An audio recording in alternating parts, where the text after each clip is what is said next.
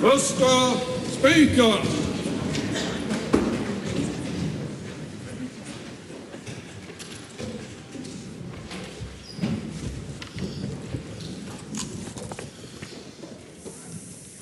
Almighty God, we give thanks for the blessings which have been bestowed on us. Laying aside all personal interests, we acknowledge the King and pray for guidance in our deliberations, that we may conduct the affairs of this House with wisdom, justice, mercy and humility, for the welfare and peace of New Zealand. Amen. Amen.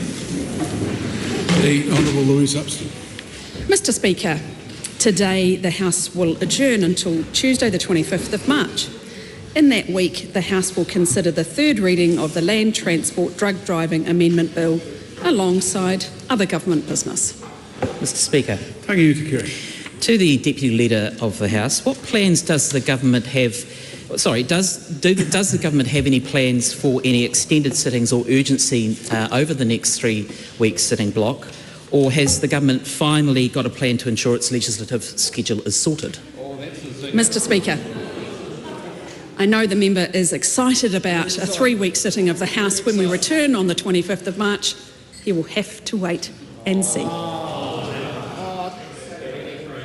A petition has been delivered to the Clerk for presentation. Petition of Ian Sizer requesting that the House urge the Government to address the invasion of Madagascar ragwort. That petition stands referred to the Petitions Committee. No papers have been presented. 2 Select Committee reports have been presented. Report of the Governance and Administration Committee on the 2023-24 annual reviews of the Department of Prime Minister and Cabinet and the National Emergency Management Agency. Report of the Social Services and Community Committee on the 2023-24 annual review of Heritage New Zealand, Pōhere Taonga. The Clerk has been informed of the introduction of a bill. Resource Management, Prohibition on Extraction of Fresh Water for On-Selling Amendment Bill, introduction. That bill is set down for first reading. The House comes to oral questions. The first in the name of Takatai Tashki. Itipika. To the Minister of Economic Growth, will she ensure that her proposal to scrap the living wage requirement in government contracts for cleaning, catering and security guard services will not result in pay cuts for these workers? Mr Speaker, the Honourable Simon Watts. On behalf of the Minister for Economic Growth, yes, I can assure that. It's the law. Existing contracts have to be honoured. Supplementary. What message does she have for the workers like those in Parliament who clean her office and toilet and keep her safe when she scraps the rules that ensure they are paid enough to live? Well, Mr Speaker, what I can say is that employers that are currently employing Kiwis and hard-working Kiwis across this country will still be bound by the terms of employment agreements negotiated with their staff and unions. And as we step back from this issue, I think it is important to acknowledge that the consequences of these proposed changes remove complexity and duplication and actually make it easier for New Zealand businesses to expand and to grow by winning government contracts. That is good for New Zealand workers and that is good for New Zealand. Sounds pretty supplementary. What is the response to cleaner Liam Shaw, who said, quote, "The living wage basically allows me to survive. Before the living wage came in, I was really struggling to afford groceries, especially considering how high my rent was. and the living wage has allowed me to thrive in what would be seen as a very basic sense, end quote.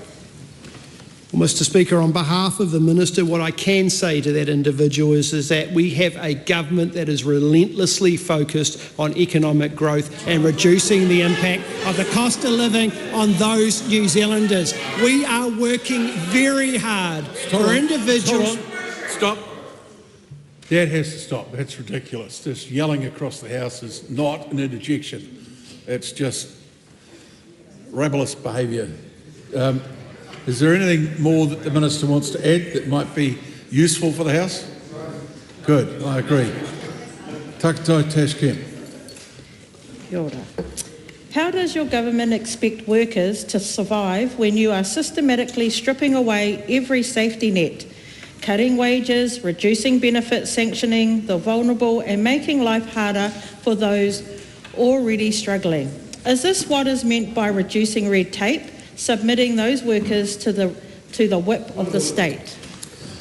Point of order, the Right Honourable Winston Peters. Mr Speaker, this is meant to be question time. And questions that are framed with a question, they end up with that answer all at the same time and then goes on to the second and third question. It should not be allowed. That's not what a supplementary question is about. And I think these rudimentary things are getting worse and worse in this Parliament. We need to change that. Well, thank you for your advice. I certainly appreciate it, but can I also point out that questions that are the standing orders for questions are mirrored by the standing orders for answers. So I'm happy to apply the same criteria in both directions. Ask the question again in a way that brings it into line with 370, I think it is. How does the government expect workers to survive when you are systematically stripping away every safety net, cutting wages, No, you can't benefits? make a political statement like that. With all due respect, you can ask a question about the program. You can't speculate about the consequence of a program. So have a think about how you might ask it a different way. Okay. How does the government expect workers to survive when you are stripping away? No. Can we do this? No, you can't. I'm sorry. Oh, okay. How does your government expect workers to survive? Mr Speaker, on behalf of the Minister, what I can be clear about is that this is a government that is focused on economic growth which will benefit all New Zealand workers. That is the critical point. The changes in which we are making here will remove duplication and complexity. It will make it easier for New Zealand businesses to get New Zealand government contracts. Okay. That is good for New enough. Zealand. That is good for New Zealand workers. That's enough. Is there another sub? Okay, question 2, Paulo Garcia. Thank you, Mr. Speaker. My question is to the Minister of Revenue. What recent announcements has he made on the Foreign Investment Fund rules? Well, Mr Speaker, New Zealand should be a place where talented people want to invest and grow businesses. But right now, our tax rules are making that harder. Good news, we are fixing that. Yesterday I announced the government's proposed changes to the Foreign Investment Fund rules, including the addition of a new method to calculate a person's taxable foreign investment fund income. This change will remove a tax barrier that is stopping highly skilled migrants and, importantly, returning Kiwis from investing here. Supplementary. Why is the change so critical to facilitating foreign investments into New Zealand?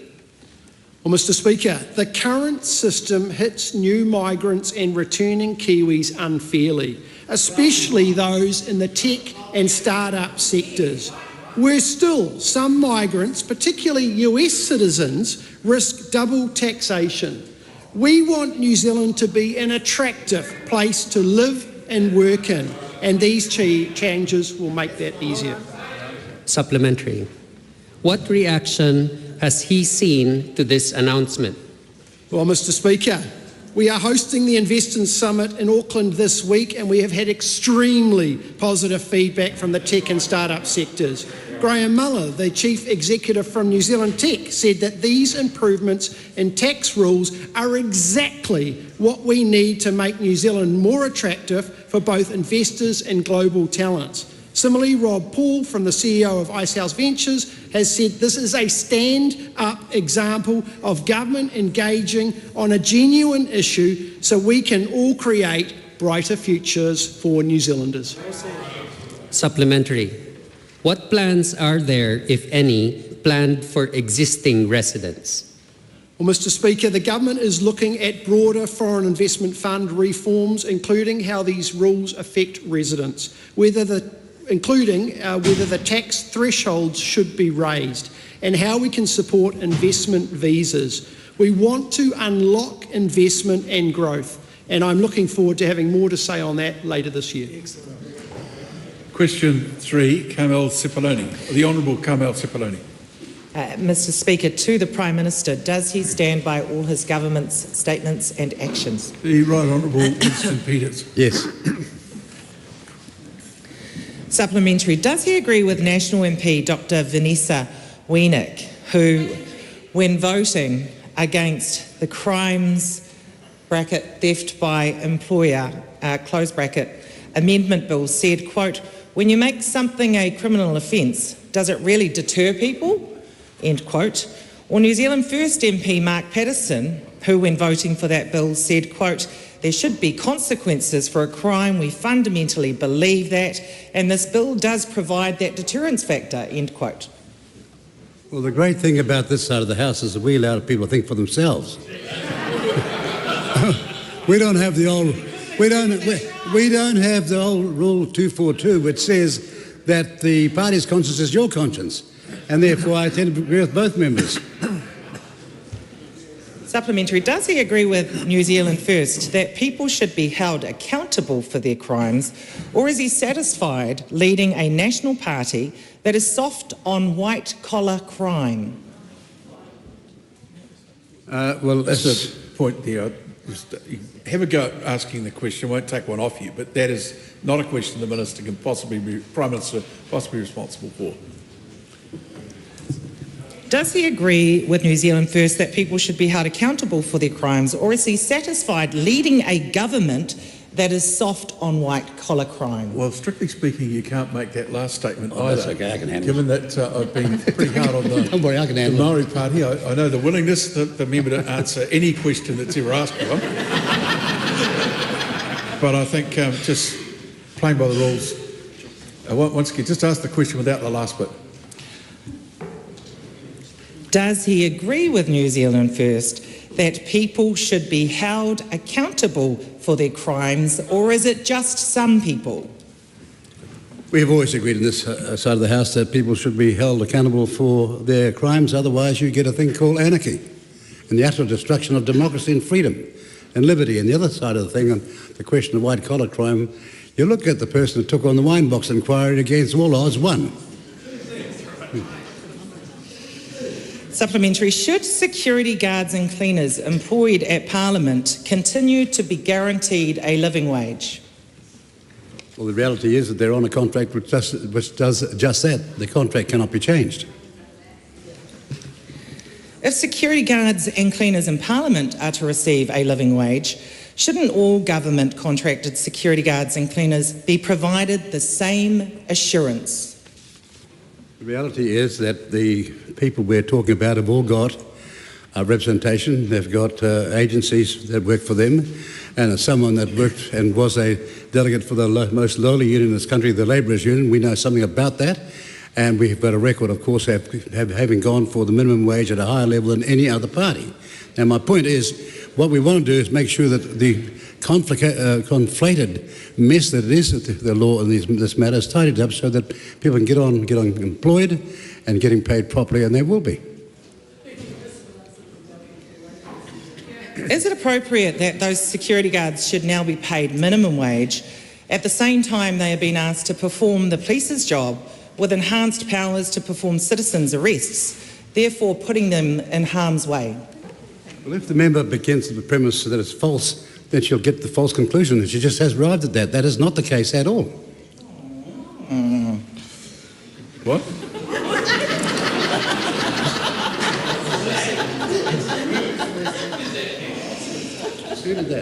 Supplementary question. Why is his government focused on reducing incomes for security guards and cleaners and defending employers who steal money from their workers at a time when Kiwis are struggling to put food on their tables? Well, to begin with, the government is not allowing employers to steal from their workers. That's clear if the member did the numbers where things are going on that matter. So that's number one, put right. And the other matter is to do with their present and existing contracts, which will be maintained. So why this alarmism, we do not understand. Question number 4, Tiano Tiona. Mr Speaker, my question is to the Minister of Oceans and Fisheries and reads, what steps, if any, has he taken to guard against regulatory capture of the Ministry for Primary Industries by New Zealand's commercial fishing sector? The Right Honourable Winston Peters. Regrettably, we have to reject the premise of the member's question. The inference that the Director General of the Ministry for Primary Industries and the Deputy Director General responsible for fisheries are anything other than public servants of the highest integrity is deeply insulting and just plain wrong. However, the Minister has set a clear expectation that MPI engages with a wide range of stakeholders in formulating its advice and managing fisheries, and that takes appropriate compliance action when and where justified. Supplementary. Can the Minister explain why after an New Zealand bottom trawler owned by Westfleet dredged up protected coral, triggering a fisheries closure, Fisheries New Zealand's refused to release coordinates of the incident to environmental organisations despite providing it to industry, only for the Australian Government to provide the information? Again, the member misspeaks and is mistaken. The coordinates in terms of the total area were given. Of course, what they were seeking was the exact area where it happened, but that's not the request that they made. So if the Australians are being helpful, fine. But the reality is that the original request was met in accepting, they were expecting the ministry to somehow do all the work while they went down and whilst they went there, Greenpeace, and showed off. Supplementary. Will he commit to working with Australia on the creation of a marine protected area to allow the region to recover if it's found by a Greenpeace survey of the region that areas critical for marine life have been decimated by New Zealand bottom trawlers? Well, clearly we will not be relying upon the Greenpeace survey. We'll do our survey ourselves, and at the moment that area is isolated, not being used, not being fished, for that very reason. Supplementary. Will the Minister or his officials attend the Australian Government and WWF Research Symposium, which aims to create a high seas marine protected area in the location where the coral bycatch took place, and if not, why not? Well, I suppose the first thing that one would expect to answer that question was that we got an invitation. So we'll check it out and see what the answer is when we get an invitation. We don't just bluff our way in and front up and bust through the doors like some political parties that I know. Supplementary. Given New Zealand is the last nation on earth bottom trawling the South Pacific, what's more important, the ability of the industry to harvest the last remaining orange roughy in the region or the integrity of vulnerable marine ecosystems? The reality is that it is almost 4 decades since this country set a standard with respect to fishing quotas and fishing bycatch, and all of the areas around the world that have a fishing interest have always been in admiration of this country's position. Nothing has changed, but we will not start at shadows. We are measuring the stock and allowing the appropriate ratio of fishing to take place. Question 5, the Honourable Ginny Anderson. O tēnā koe e te mongai. O te whare, my question is to the Minister of Workplace Relations and Safety. Does she agree with Brooke Van Velden's statement? I think a lot of people in New Zealand do live on a minimum wage, and we have to allow people to make ends meet. And if so, how many government contractors are currently paid the minimum wage? The Honourable Brooke Van Velden. Mr. Speaker, yes, in the context in which it was made, which was an RNZ interview titled "Act, Need More Jobs," rather than raising minimum wage. If the member had listened to the full context of the interview, she would note that I'm not in favour of large increases to the minimum wage, but policies that support an economy where people have jobs to go to rather than people shutting up shop. I want to make it easier for business owners to actually take a chance on someone and give them a job. In response to the second part of your question, this is not my ministerial responsibility. How does removing the requirement for cleaners, caterers and security guards to be paid the living wage help to increase the incomes of some of our hardest working New Zealanders? Mr. Speaker, it is not my responsibility to be talking about procurement contracts of this government.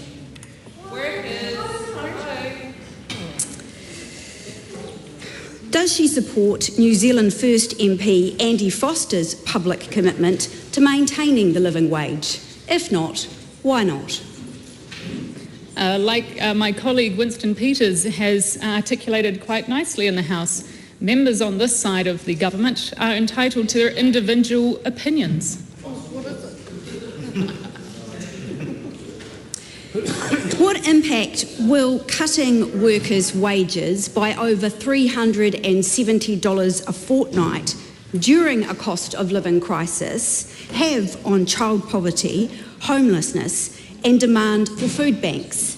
And has she received any advice on this? Oh, I thank the member for her question. In regards to things like the minimum wage as a floor for employee rights in New Zealand, I've had advice that the minimum wage is not a good redistribution tool for poverty reduction. This government, alongside other previous governments, have used more targeted responses to reduce poverty. Things like the accommodation supplement, things like working for families, family boost. Having the minimum wage standard is not a poverty reduction tool. It is simply a floor for wages in this country. Wow. Is the minimum wage enough? Sorry, I've called Ginny Anderson. They get three. Sorry, Tiana. Does she believe that employers intentionally withholding wages from workers constitutes as theft? Mr. Speaker, what I do believe is that we already have civil law in New Zealand that allow for people to be paid correctly by their employers. The Labour Party's members' bill is not necessary for people to be paid correctly. But what I would also say is perhaps the member would like to have some conversations with people that I've been speaking to recently. For example, one cafe owner that I met just in this last week who sold her car and her husband's bike to keep her own employees employed. There aren't just good and bad people. There are people trying to make ends meet who are workers and business owners. Tiana. Is the minimum wage enough for workers to make ends meet? And if not, why not? Mr. Speaker, I can't talk about any particular individual circumstance that any particular person may have in this country. People's lives are far too complex to try and make that simple. But what I can say is that it's very widely understood that the minimum wage is not a poverty reduction tool. We have policies across this government that even previous governments used, like working for families, like targeted accommodation supplement. We should be there to help people in desperate need, but not to have across-the-board policies where we can target people who genuinely need it. I'll just make the point that the government should not be interjecting on their own ministers who are answering questions. The Honourable Ginny Anderson. Does her government's going for growth strategy just apply for unemployment queues and lines for the food bank? Mr. Speaker, I'm not responsible for the going for growth strategy. That question is best responded to by the Minister for Economic Growth. Supplementary question, the Right Honourable Winston Peters. Can I ask the Minister as to whether she shares the view that anyone who goes to a work site and puts in a fair day's work, 5 days a week or longer, is a worker, not just one group of people? I do agree. I have huge respect for people who get up every day and provide for themselves and provide for their families. There are a lot of very, very hard-working Kiwis in this country, and I respect all of them. Question 6, Katie Nimmin. Thank you, Mr. Speaker. My question is to the Associate Minister of Health and asks what recent announcements has he made on refreshing New Zealand's eating disorders strategy? The Honourable Matt Ducey. Thank you, Mr Speaker. As part of Eating Disorders Awareness Week, I recently announced that the government would be refreshing New Zealand's eating disorders strategy. The refreshed strategy will have clear and prioritised actions for implementation. Other focuses will include identifying where further efforts across eating disorder services are required and improving our understanding of eating disorder data. It will also include opportunities to grow and utilise the peer support workforce more. We know we can do a lot better in supporting individuals and their families who are struggling to get support. Supplementary. Why does the eating disorder strategy need to be refreshed? Mr Speaker, around 2,000 people access support for an eating disorder every year, with approximately 1,500 or 3/4 of these will be young people under the age of 25, but we know there will be more need. New Zealand's strategy has not been refreshed in 16 years, with the last strategy published in 2008. It is long overdue for an update. A 2021 review by the Ministry showed that demand for eating disorder services has risen significantly since the strategy was first published over a decade ago. Supplementary. What feedback has the Minister seen from eating disorder groups? Mr Speaker, Sarah Rowland, co-chair of the Eating Disorders Carers Support New Zealand, said, quote, "The strategy will be a significant step towards improving prevention, early intervention, treatment accessibility and long-term recovery support." While Rebecca Toms from With Love ED said, quote, "I just wanted to say thank you for paying attention to the critical issues of eating disorders in New Zealand. You know it means a lot to families like mine to see this issue finally receiving the recognition at a national level." Supplementary. What other feedback has the Minister seen? Mr Speaker, I was messaged by Bex, the mother of a child with an eating disorder. She said, quote, "This makes me so happy. As a parent who almost lost her 16-year-old son to an eating disorder, the fight I had against the system almost broke me. I'm happy for families and people of the future whom will get the support earlier." Lisa from Christchurch messaged me and said, "This is so overdue. So very glad this is happening. There are way too many families struggling to care for loved ones with this disorder." And Joseph messaged me saying, "More people suffer from eating disorders than we realise. A lot of men as well. This is good news." Question number 7, Steve Abel. Thank you, Mr Speaker. My question is to the Minister of Agriculture. Does he agree that trade access to overseas markets is a key component of protecting the export performance of New Zealand's agricultural sector? The Honourable Nicola Grigg. Mr Speaker, on behalf of the Minister, yes. Does he agree with advice from the Ministry of Foreign Affairs and Trade on the Gene Technology Bill, quote, that the regulator should be required to consider trade and market access risks in assessing organisms for environmental release? This is due to the complex assurance processes for gene technology in key export markets and the unpredictable nature of the international trading environment where gene technology has been historically controversial. Mr Speaker, like any of the other 26,000 submissions on this bill, I do expect the Select Committee to assess robustly all of the points that have been made by various submitters, and I look forward to the report back from that committee.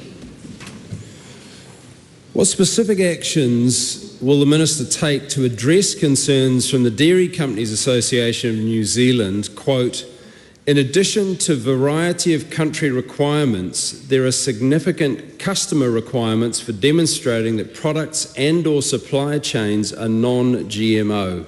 These requirements vary greatly. Nonetheless, New Zealand dairy exporters at present easily meet these requirements by reference to the fact that the New Zealand environment is effectively non-GMO."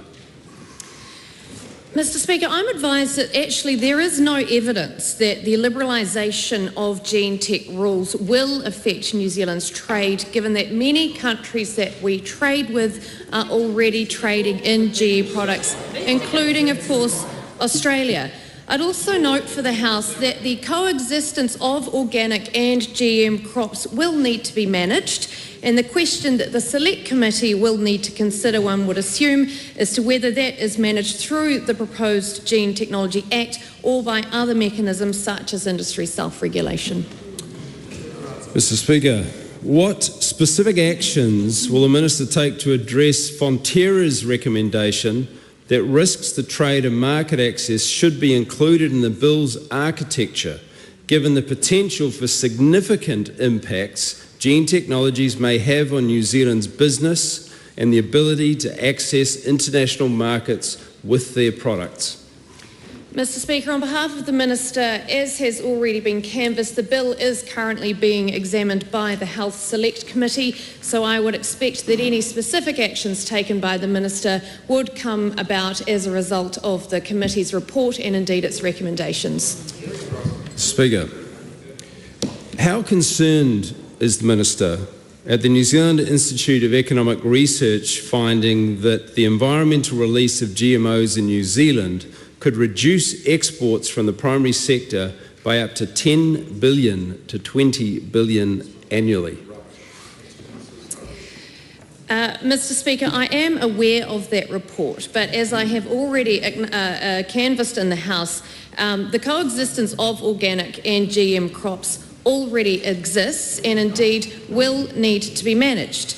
Again, we do look forward to the committee's consideration of the submissions and we look forward to their report and recommendations. Mr. Speaker, how seriously is the Minister taking the calls from the primary production sector, including the dairy industry, Federated Farmers, Horticulture New Zealand, Beef and Lamb, the lobster and power industries, the Seafood New Zealand, New Zealand wine growers and the seed and grain companies for trade and market access risks of GMOs to be addressed in the bill? Mr. Speaker, of course we take very seriously feedback from the industry, which I think is why the industry has demonstrated such confidence in this government as opposed to the previous government.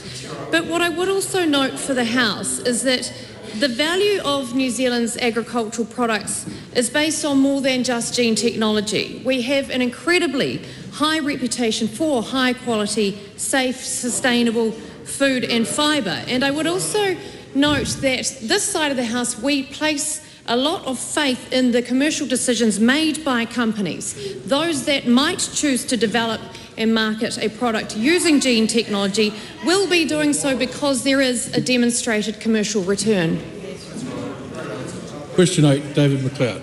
Thank you, Mr. Speaker. My question is to the Minister of Small Business and Manufacturing and asks, what is the government doing to support small businesses and manufacturers? The Honourable Chris Meek. Mr. Speaker, thank you. Sir, this government is working hard to grow the economy and particularly for small business and manufacturers. This includes the promotion of e-invoicing. Sir, the productivity gains, the efficiency gains, the protection against fraud are all key reasons that we are doing so. Recently, a key milestone of 50,000 businesses across New Zealand was reached, uptake of e-invoicing, and we're asking, or requiring in fact, government agencies to play a leadership role in adopting that technology as well. Supplementary. Is finding skilled workers a challenge for small businesses, and what is the government doing about it? Mr. Speaker, it can indeed be a challenge, and we know that access to talent is a key enabler of small business and manufacturing growth. Our key 3 pillars of ensuring that they have opportunities in this space, sir, include reform of the education system with a strong emphasis on numeracy and literacy, in the vocational education space, improving and rationalising that sector for much more efficient outcomes, and where needed, targeted specific gaps can be filled with skilled immigration. So I acknowledge and thank colleagues Stanford, Simmons and Stanford, respectively, for their work in that space. What impact will the recent proposed changes to procurement rules have on New Zealand manufacturers? Mr. Speaker, the proposed new rules for government procurement could be a game changer for small businesses and manufacturing, with some $50 billion worth of government contracts annually, having an easier path to comply with the procurement rules, for example, reducing or removing some 24 specific hoops to jump through and replacing with a more general economic benefit will be huge. The manufacturing sector accounts for 8.4% of GDP in this country and employs around 10% of our workforce. How will the investment summit benefit small businesses and manufacturers? So a couple of key ways that will help to increase economic growth in this country, which, as you know, is this government's watchword. One is to unlock opportunities for that extra capital to invest in plant and equipment, and in turn be able to grow and export back out to the world. And second, by investing in infrastructure, we'll make it easier and quicker, as well as safer, for firms, farms and families to be connected with those goods and services. And for a bonus point, number 3, I'm reminded by my colleague and friend Judith Collins, space. Question 9, Tangi Utakuri. Kia ora, Mr Speaker. My question is to the Minister for Rail. Has the government received any alternative proposals for the procurement of new Cook Strait ferries from the private sector? If so, how many? The Right Honourable Winston Peters. Yes, we have had strong interest from the private sector, and we thank them for that, for their contributions, expertise and ideas.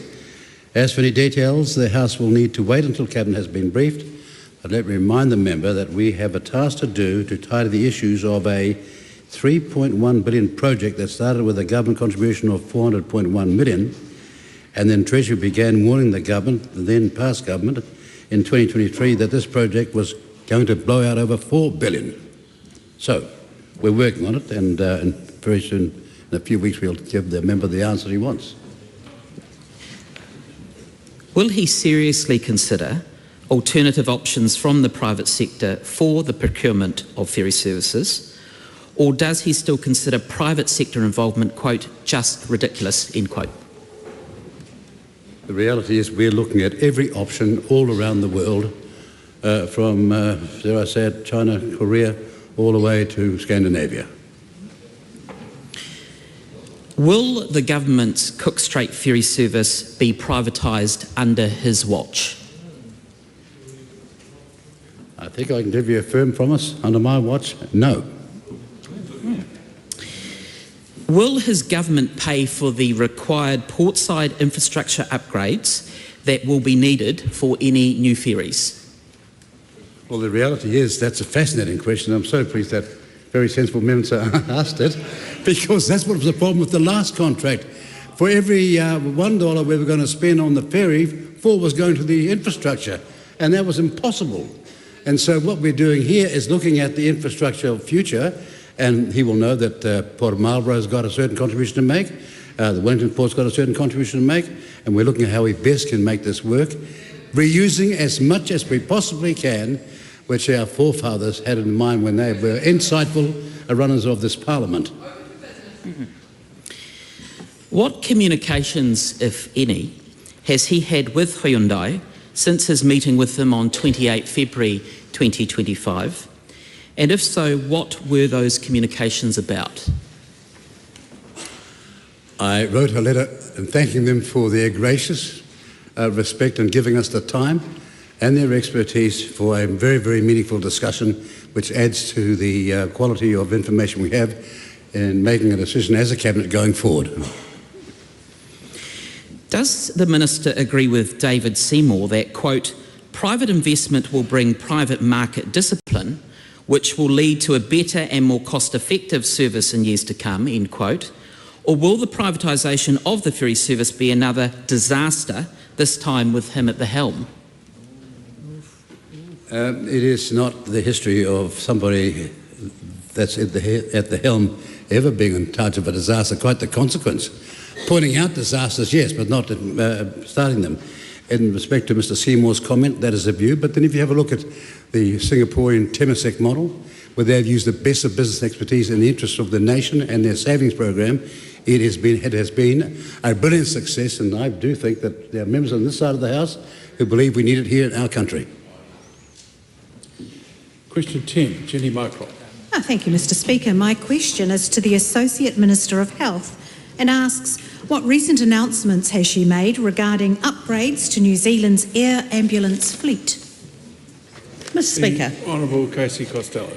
Yesterday, I had the pleasure with the Associate Minister, the Minister for ACC, Scott Simpson, to announce that a brand new air ambulance helicopter is now in service for the people across the Waikato, Coromandel and the King Country.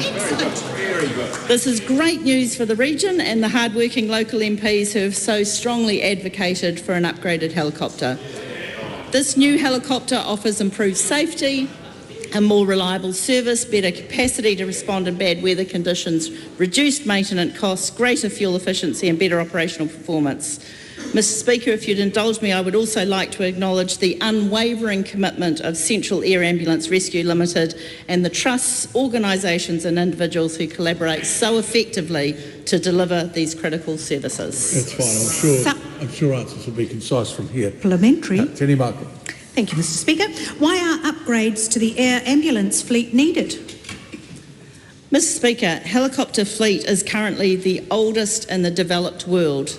This creates sustainability and reliability risks and means that our excellent paramedics, doctors and nurses providing treatment to patients have had to do so in constraints of the existing fleet. In addition to our ageing fleet, emergency air ambulance helicopter services have come under increasing demand, which has grown more than 20% over the last 5 years. In the last calendar year alone, the emergency air ambulance fleet flew 13,309 hours, an average of more than 36 flight hours each day. Meeting this growing demand and ensuring patients can receive the best care in their time of need is essential and requires a fleet that can spend more time in the air. Supplementary. When can New Zealanders expect more upgrades to the air ambulance fleet? Mr Speaker, this government has allocated an additional $14.7 million investing in this to enable air ambulance service providers to replace 9 ageing helicopters with newer ones, on the top of the brand new helicopter announced yesterday and one that's been operational in Tauranga from mid last year. At this stage, we are looking at a near new helicopter to be operational in Auckland from mid-April, and 3 more helicopters are expected to arrive in New Zealand by the end of May. Announcements about these upgrades and further ones will be made in due course. Excellent. Very good. Question 11, Miles Anderson. Thank you, Mr Speaker. My question is to the Minister for Hunting and Fishing. What has the government done to support the hunting and fishing community? Mr Speaker.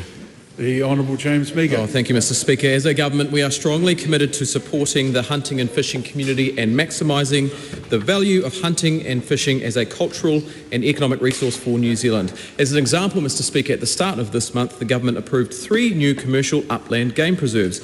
These are Mangakahia in Whangarei, Lagoon Hill in southern Wairarapa and Grange Hill in the mighty South Canterbury.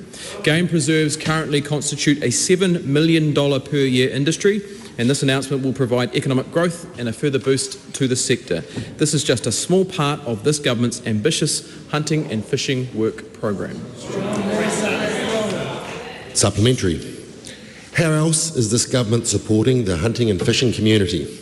Mr Speaker, since becoming the new Minister for Hunting and Fishing, I have met with all 12 Fish and Game regional councils around the country, as well as Fish and Game New Zealand, the Game Animal Council, the New Zealand Deerstalkers Association and many other passionate hunters. Their views, Mr Speaker, reinforce the importance of progressing work on things like herds of special interest, recognising valued introduced species as a resource rather than a pest, improving access to public land through the Access Charter for recreational hunting and fishing, investing in huts of recreational importance by supporting the Community Hut program, and supporting and modernising Fish and Game New Zealand. Supplementary. What are the Minister's priorities in his portfolio? Mr Speaker, as Minister for Hunting and Fishing, my number one priority is to make it as easy as possible for New Zealanders to go hunting and fishing. Our hunters and anglers are one of our biggest conservation resources, which is why we have invested significant funds in partnering with hunters to undertake animal management programs throughout New Zealand, particularly in the South Island. We will never be able to manage our conservation land and improve our biodiversity without the work and support of hunters and fishers. I'm proud to be the Minister for Hunting and Fishing. I'm looking forward to working with Opposition Spokesperson for Hunting and Fishing, Scott Willis, on how we can further support the great work of hunters and anglers. Supplementary. Supplementary. How can people get involved in hunting and fishing? Sorry, just a minute. The primary question gets 3 subs, and then we go to everyone else. I've held that rule right from the start. Miles Anderson. How can people get involved in hunting and fishing? Mr. Speaker. From today, game bird licences go on sale across the country, and the duck shooting season starts on the 3rd of May. I know that the member, alongside myself, will be keen to get out on the mai-mai. Also starting this month is the roar, with the opening of the red deer hunting season. I wish all hunters a successful season, and I also encourage everyone to stay safe and follow the 7 rules of firearms safety. That's right. Cameron Luxon. Thank you, Mr. Speaker. Assuming the Minister is acknowledging the vital role that hunters play in conservation, does he agree that granting them greater involvement in decision-making would lead to better conservation outcomes? Oh, Mr. Speaker, absolutely. The contribution that our hunting community makes to conservation is invaluable, alongside the contribution by our anglers, who also undertake wetland restoration and fisheries maintenance across the country. I want hunters at the table, and I am very keen to explore how we can ensure that hunters and anglers have a say in managing our valuable conservation land. So, I don't know what the excitement is, but the Minister is doing quite well without that assistance. I do. The Honourable Ginny Anderson. Thank you, Mr. Speaker. Does he support New Zealand Police retaining the Firearms Safety Authority? No, I'm sorry, that's not a question for... His responsibility for firearms safety. The question is about supporting the firearms community. That's a clear question. That's in line. This is a question to the Minister for Hunting and Fishing. Now, you might like to talk about other aspects of his portfolio, but I'm not sure that that is one of them.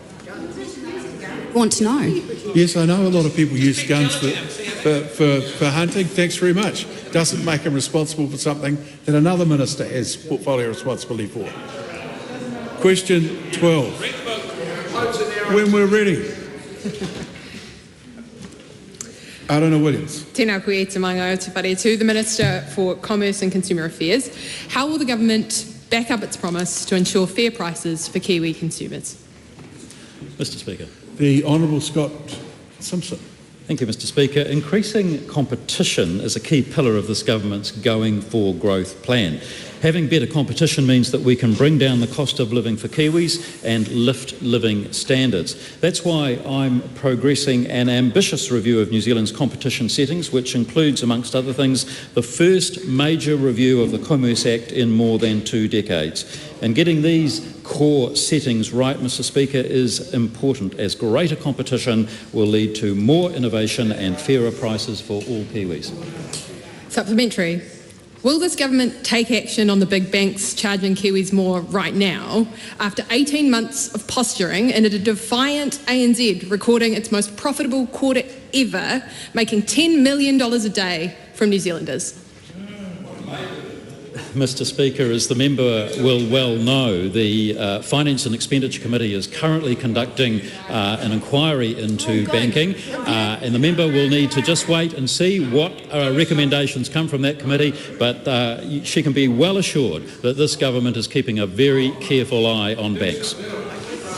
When will Kiwis see their power prices coming down, given that they are going up next month? Power prices are crucial to New Zealanders, and as that member will well know, we have an infrastructure shortage in terms of power generation. So this government is intending to make it easier for new generation to occur, particularly renewable generation. So the key to this question is in fact getting electricity supply right and the value right for all New Zealanders. Is there anything in the government's plan for commerce and consumers that will make a trolley of groceries cheaper? Well, This is interesting because the member also will be well aware that my predecessor had the supermarket duopoly firmly in his sights, but the member will also be very clear that I have proactively, in accordance with the Cabinet Manual, recused myself because of a conflict to be involved in any matters relating to supermarkets or groceries. Those matters will be handled by none other than the Honourable Nicola Willis, and I can think of no better minister to do that. Has Air New Zealand hiked fares for some routes by up to 300% in 5 years? And if so, why have government MPs blocked Labour's Select Committee inquiry into airlines?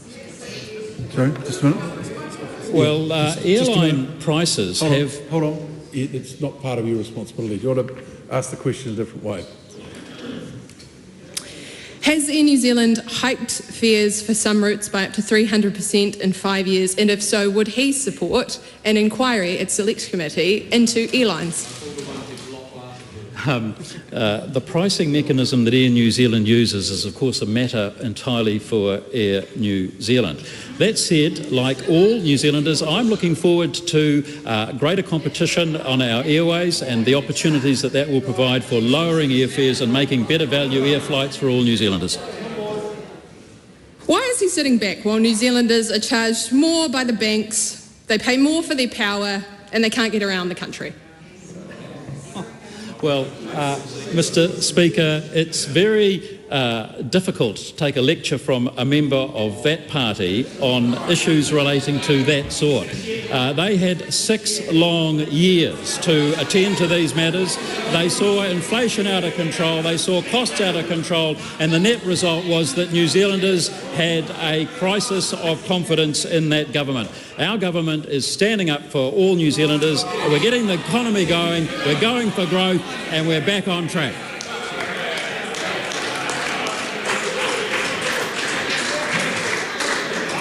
I'm sure everyone's feeling a lot better for that little blowout. We'll now take. I've asked members on a daily basis when we come to the end of questions, those who have to go off to other activities around the place, to do so quickly, quietly, and without conversations. I'll invite you to do it now, and I mean without conversations on the way out.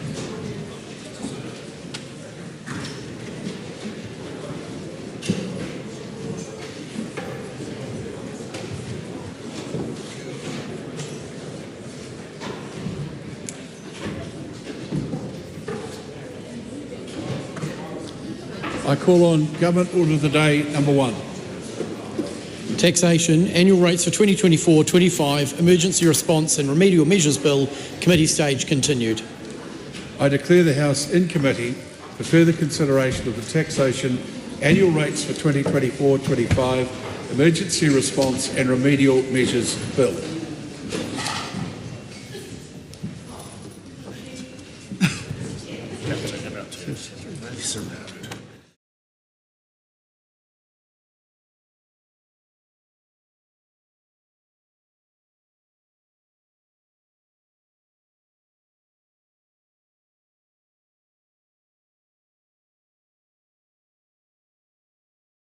This last Wednesday got a little bit of a way through part 2 of this bill on last Wednesday night. We spent just a very short time on it yesterday, just half an hour. We are going very systematically, clause by clause, and in the latest discussion, what we'd had is, I think on last Wednesday night, Barbara Edmonds was discussing clause 16B.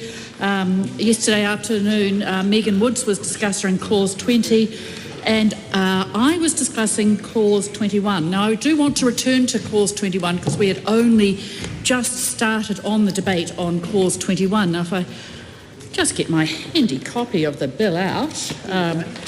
Thank you, Megan.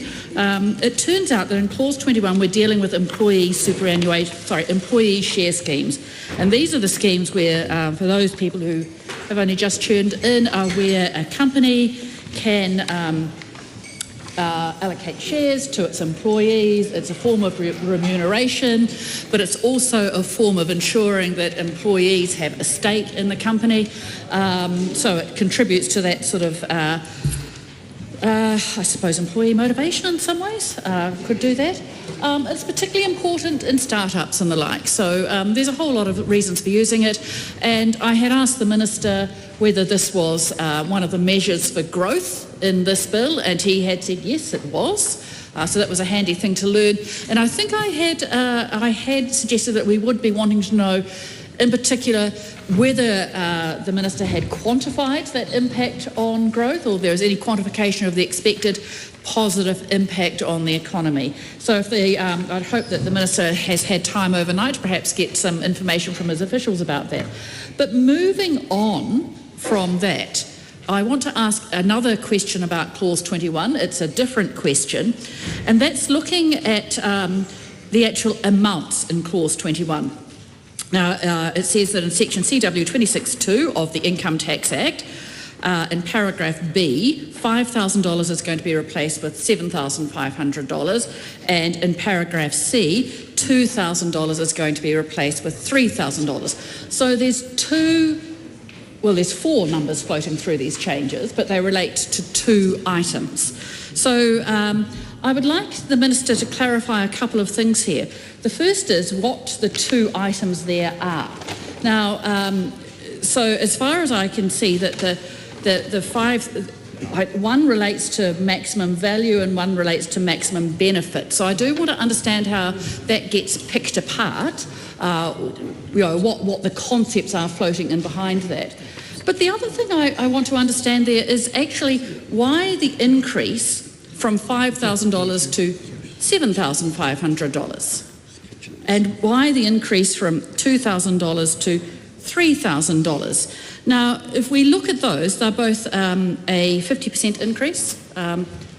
To 7,500 minus 5,000 is 2,500. That's 50% more than the previous amount. And 3,000, 2,000, it's a difference of 1,000, so an increase of 50%. But the thing is that we were, the explanation was given that this increase was taking account of inflation. Now that seems odd, all right? It just seems odd, because as we know, inflation doesn't come out in nice round numbers. So there must be some calculation in behind this as to what the appropriate amount was to lift the thresholds to. And if it is an adjustment for inflation, there must have been some sort of looking back at what inflation was since this clause first went into place, and therefore what the amount was going to be. But I can guarantee that without even looking at what inflation might have been over the period this was in place, it wasn't going to be an exact 50%. So I'd like to understand just how that 50% increase was arrived at and its relationship to inflation. I'm going to guess, given the diligence of the officials in Inland Revenue, it was not just a matter of someone sticking their finger in the air, that there is some relationship to the inflation change over time. But I would like to have a little bit of an explanation as to what that relationship is and how those particular figures, those nice, neat, tidy, round figures were arrived at in order to ensure that we got that kind of outcome. So if the Minister could address that, that would be very helpful. Thank you very much. Before we take the next call, I just forgot to say some of the magic words, so I will. Members, the House is in committee on the Taxation annual rates for 2024-2025 Emergency Response and Remedial Measures Bill. When we were last debating this bill, we were debating Part 2, so this is for the benefit of those people tuning in at home. Part 2, this is a debate on clauses 4 to 115, amendments to Income Tax Act 2007. The question again is that Part 2 stand part. Mr Chair. The Honourable Simon Watts. Well, thank you very much, Mr Chair, and for all those sitting at home watching. We're now 5.5 hours into this committee stage of this bill, one of which had a full select committee process, and we're going clause by clause. But Clause 21 was a question, so I'll answer that. This government is focused on economic growth. No surprise there. Employee share schemes support people that are doing business startups in the tech sector. That's good for New Zealand. That's good for that sector. We're making it a little bit easier for them to do that. We're increasing the threshold in which they get tax-free income. We've applied a process to get to that number, and we have come up with the numbers which we've got, of which industry are heavily supportive of, and anyone working in the tech sector are very supportive of. This is common sense, practical policy, and we're very proud that it is part of this. Mr Chair. Mr Chair. Honourable Rachel Brooking. Oh, thank you, Mr Chair. And I will have a short contribution, and very pleased that the Minister is answering the questions as he noted, going through clause by clause. Now, the last session where we were debating this bill, my colleague, Honourable Dr Megan Woods, was asking some questions on emergency events. And I'm going to jump forward to clause 30, which inserts a new DB69, subheading emergency events, deduction for interruption expenditure due to emergency event. And whilst, as my colleague, Honourable Dr Megan Woods said in the last session that it's good to have these provisions about emergency events, what I'm interested in, and I couldn't find anything in the commentary, and there doesn't appear to be any changes in the amendment paper 247 from the government either, is how this clause works, how the mechanisms work around it, because it's a person is allowed a deduction for expenditure incurred while their income earning activity is interrupted by an emergency event if they meet various criteria. And really looking for the nexus here, if the person's income, if they can't earn an income because of the emergency, what expenditures will they be incurring linked to that income that they are now going to be allowed a deduction for? So just wondering, it could be quite a circular chicken before the egg type argument, and if there's an explanation for that, or if it is in fact this chicken and egg. So are there different expenditures that can be deducted even though the person isn't able to make any income because of this emergency event? Thank you. Mr Speaker, well, I'm not going to get into circular egg conversations, but what I can say in regards to this is that there's a range of expenditures that individuals will incur as a result of dealing with emergency events. What we've been very simplistic around this provision is to say that there's a threshold in regards to around under $5,000 that will be applying to those individuals. They'll have the discretion to think about that, but these are emergency events. We can't be dictating all the time in terms of exact detail. We're giving a little bit of practicality on the reality of the challenges that individuals faces in these very difficult circumstances, and we're putting it in place so that we don't need to go through a full legislative process every time one of these emergency events occurs. That is ridiculous. It wastes up so much time, and we want to make sure that these benefits, and we can move quickly to get the support to where it's needed, and that's for the people that are on the front line dealing with these natural events, and that's a major stress point for them and their communities. Honourable Megan Woods. Thank you, Mr Chairman. And I thank the Minister for that contribution, but I believe my colleague, the Honourable Deborah Russell, will come back to that wasn't addressing the questions around the clause that the Honourable Rachel Brooking had put, that we've made clear in previous contributions that we think that actually it is sensible to make amendments to our taxation legislation to make sure that we are set up with a framework where we can have a more off-the-shelf set of solutions for taxation in that regard. But my colleague, the Honourable Deborah Russell, in a subsequent contribution will come back and remind the Minister exactly what the questions were being asked, because I think it is important that we scrutinise this because it is such an important set of provisions around what our framework for having the tax system set up provide that relief would be. And I remind the Minister, before I go on to the next clause that I'm going to talk to, that I still would like to, I have the drafting question that I put to him yesterday around whether or not the $5,000 is a cap, how that figure was reached, what was the thinking behind that, and why that is the number, and that is in clause 20. But I'm going to skip ahead a little bit, and we'll probably come back to some of the other clauses in subsequent questions, Mr Chairman. But that is the clauses that are around the platform economy, which are in this part of the legislation, particularly clauses 14 and 23. So this is making sure that people who operate within the platform economy, e.g. Airbnb, that they pay GST. In some cases, those people get GST credits that are treated as income. and that's what this part of the legislation is looking to address.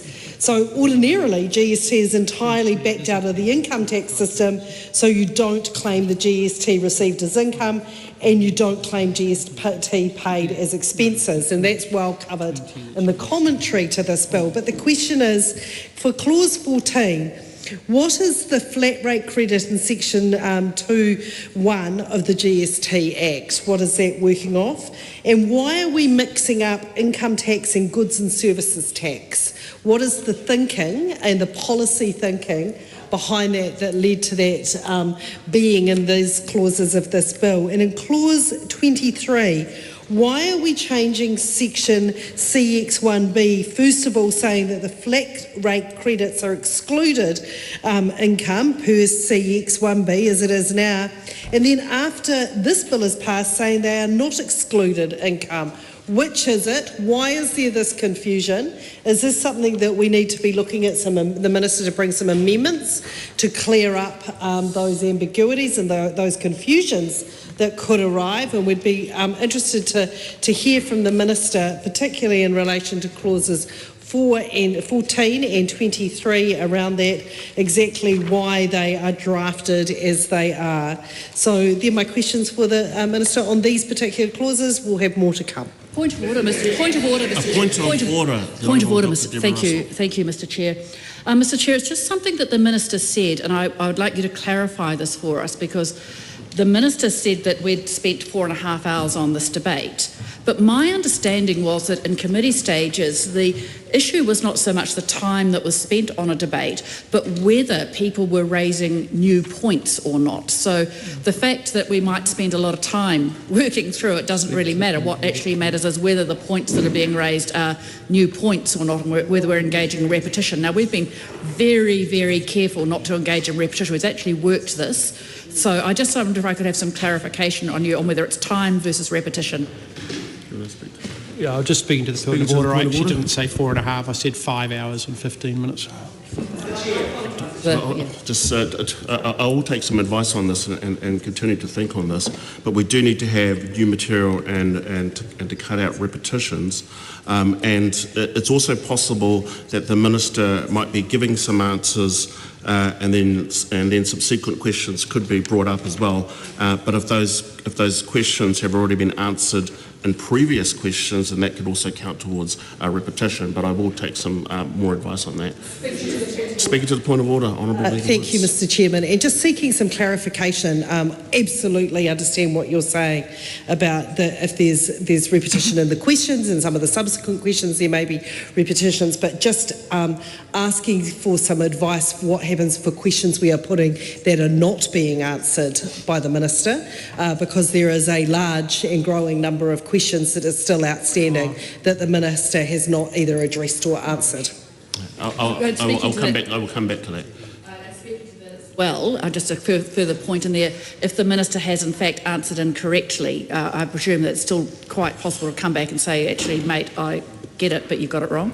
I can acknowledge that there are going to be different perspectives in the House. The Minister can address those questions as he feels appropriate, and it's the point is that he addresses those questions. I will give you an update where we get with this, but we will continue. Dr. Lawrence Unan. Thank you, Mr. Chair. Just to acknowledge what the Honourable Dr. Deborah Russell and also the Honourable Megan Wood has also mentioned before, that this is quite a substantial bill, but I'm also seeing that the government party is very excited to take a call on this, particularly members of the Finance Expenditure Committee, so I look forward to their contribution to this bill as well. But my question to the Minister is around actually the Minister's amendment paper, and specifically the amendment paper number 247. And we're looking at, since we're still on roughly around clause 21, I'm actually looking at the new clause 21BA that's being introduced. And just to note that, again, this amendment paper was introduced to the House post-select committee process and also post-second reading. So it'll be really good for us to kind of get some understanding on some of the policy intent of this amendment paper as well. So my question to the Minister when it comes to the newly introduced 21BA, on the new section CW39B is around the Auckland Future Fund.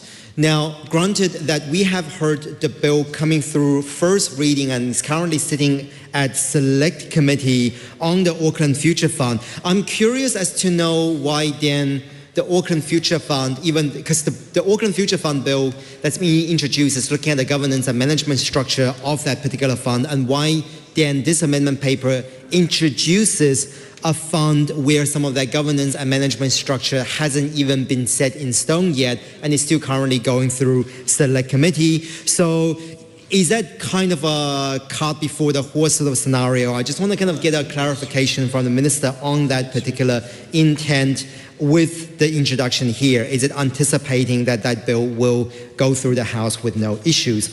I'm also curious in terms of the type of exemptions that is being done here, because again, the Minister being the Minister for Revenues, but also an Auckland-based electoral MP would also have an invested interest in this. It says that the exempt income does not apply to things by a trustee of the Auckland Future Fund from CCO or organisation linked by ownership or control to Auckland City Council, that is port company and etc. So if these are not included, then what is then falls under subsection 1? Is a certain amounts from commercial undertaking. So are we looking at the exempted income being the fund itself as opposed to the other things that are associated to the fund? So just wanted to get some clarification on what the Minister means by commercial undertaking. And I think the last part around this is sort of in terms of, as we're looking at this, again, because it is a bill that's still going through Select Committee, what sort of consultation has the Minister received, or what sort of advice has the Minister received around the nuance between that exempted income of the Auckland Future Fund? So those are my 3 questions. What is the relationship between the introduction of this amendment paper with the bill that's currently going through Select Committee? What is considered an exempt income if CCOs and other sort of organisation linked by ownership or control of Auckland Council, like port company, etc., is not part of the exempted income? And what consultation or advice has the Minister received regarding the need for having that exempted income in the first place?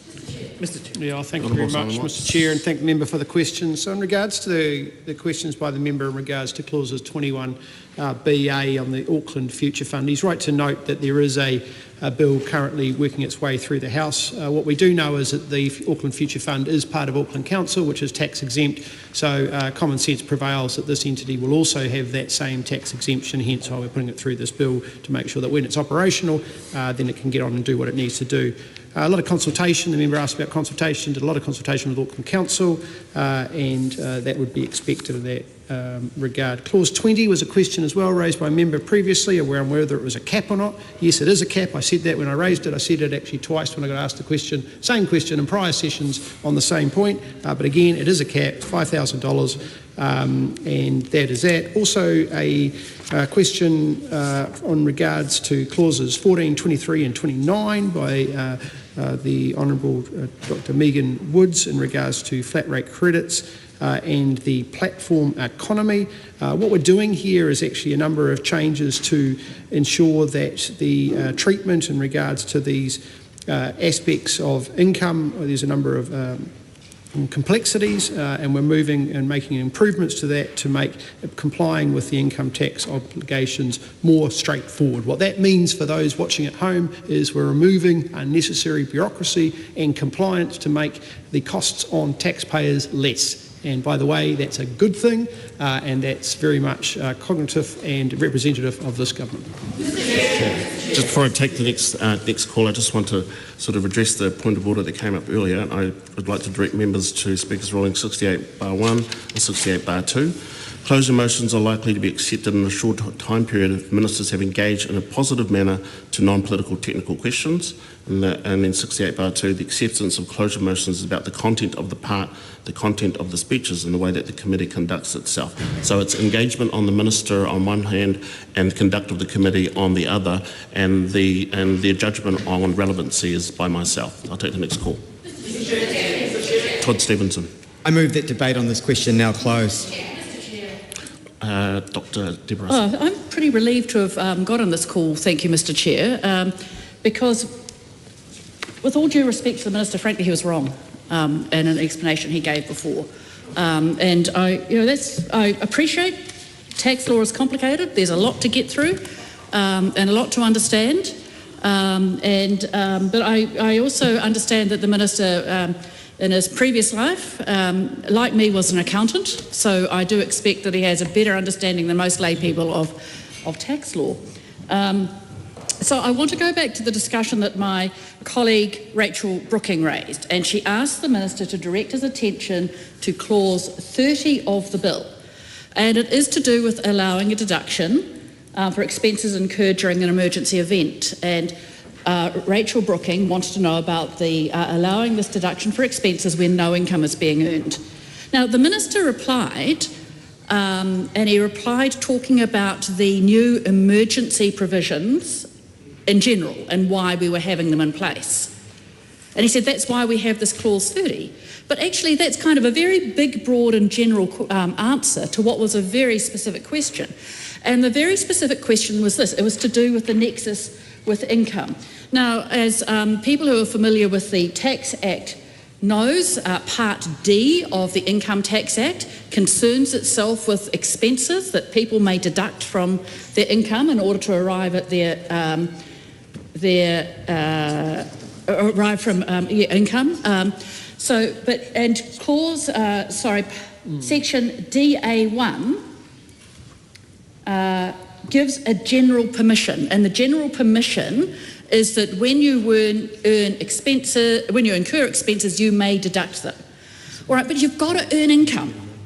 In order to deduct an expense, it has to be incurred either in the conduct of a business or because it's going to earn, it's in earning income. And there's a problem. If your business has been interrupted by an emergency event, you're not earning income. All right? That's the point of a business interruption. You can no longer earn income. So if you're no longer earning income, then you can't deduct expenses. You've got to have that nexus with income. And those are the actual words in the Income Tax Act.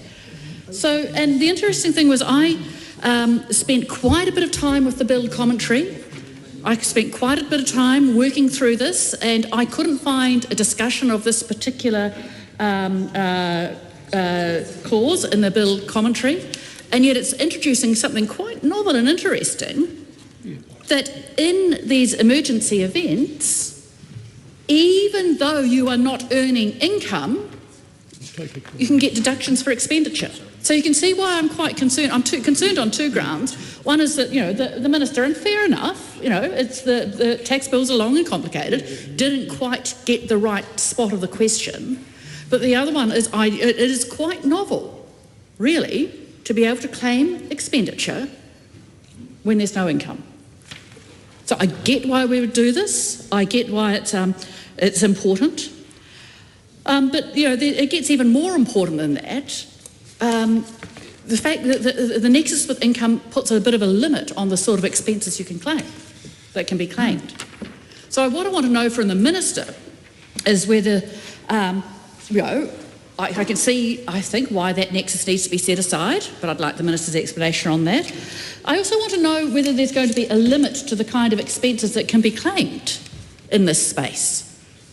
Perhaps, there would have to, if there's no nexus with income, what other expenses might a person claim without it, just because they can? Because the nexus with income imposes a kind of control over it. There is a limit to what can be claimed. But as soon as we do away with the nexus with income, fair enough in this circumstance, we also do away with that limit. So what limit is going to be placed on the types of expenses that can be claimed in this context? So I'm trusting that the Minister has got the point of the question now, and I know he will understand it once, because I appreciate it that when you hear it the first time, perhaps you don't quite get the question that's being asked. I'm sure the Minister has got the point of that question now, and I'm looking forward to hearing his answer. Honourable Simon Watts. Thank you very much, Chair, and I thank the member for the question. And I do also acknowledge that This point was discussed during the Select Committee phase, and I know that the member is part of that, but irrespective, we'll cover off the detail for the purpose of those watching at home. It is important to note that this clause, DB 69 in regards to deduction, supplements the general provision in which the member has noted. And what is the purpose of this clause is to prove that there is a nexus between the income and expenditure, acknowledging that that would have been disrupted by the event. There's a point going further in terms of how far does that deduction go. Well, it is related to, the deduction has to be relevant to the income earning activity of the specific example, and so within that provides the bounds of what is reasonable or not, and obviously the IRD are very accustomed in terms of dealing that. But it is important to note that in an emergency event, what would normally be the case in terms of that nexus is, in effect, can be broken, and the outcome of that would be detrimental, and hence what the Select Committee have done through the consideration of this bill and this clause reflects that and ensures that there is a nexus between income and expenditure. Helen White. Thank you, Mr. Chair. I want to ask about clauses 31 and 32, which are about the transparency rule for partnerships. So my understanding is we're moving from a situation where we've had transparency to one where we're looking at opaque, an assumption of opaque partnerships. And so I wanted to know, that's with regard to the payment of pensions to former partners, the payment of working partners and various other areas. I have looked at the commentary, but it doesn't really tell me why.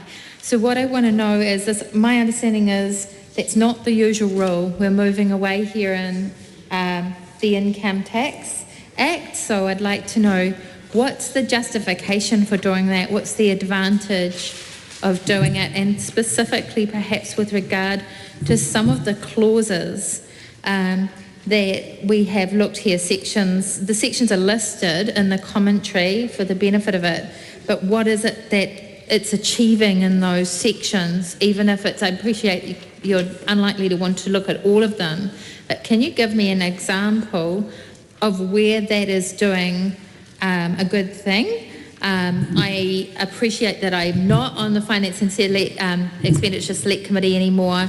I'm not an accountant, but I think it's really important that people out there understand a change like this in just ordinary terms. Can you tell us which section you're talking Sorry? about? Which clauses you're talking about? Oh, I'm talking, sir, about it's section 31, clause 31, 32, and if you look at the commentary, you can see on page 141, there's just a sentence on it, and it actually provides all the sections that it affects.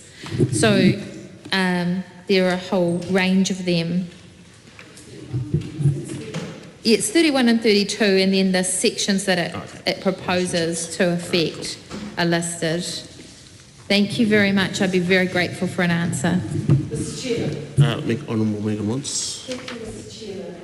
And I have some further questions for the Minister around clause 30, the deduction for expenditure due to emergency event deduction. And this is something, despite the discussion at Select Committee and some of the discussions that have occurred in this House, that I am still unsure whether it will be covered. And it's not a theoretical situation. One of the things that the bill makes clear that it's drawing on what some of the response to the Canterbury earthquake sequences were and the tax relief that was put in place there.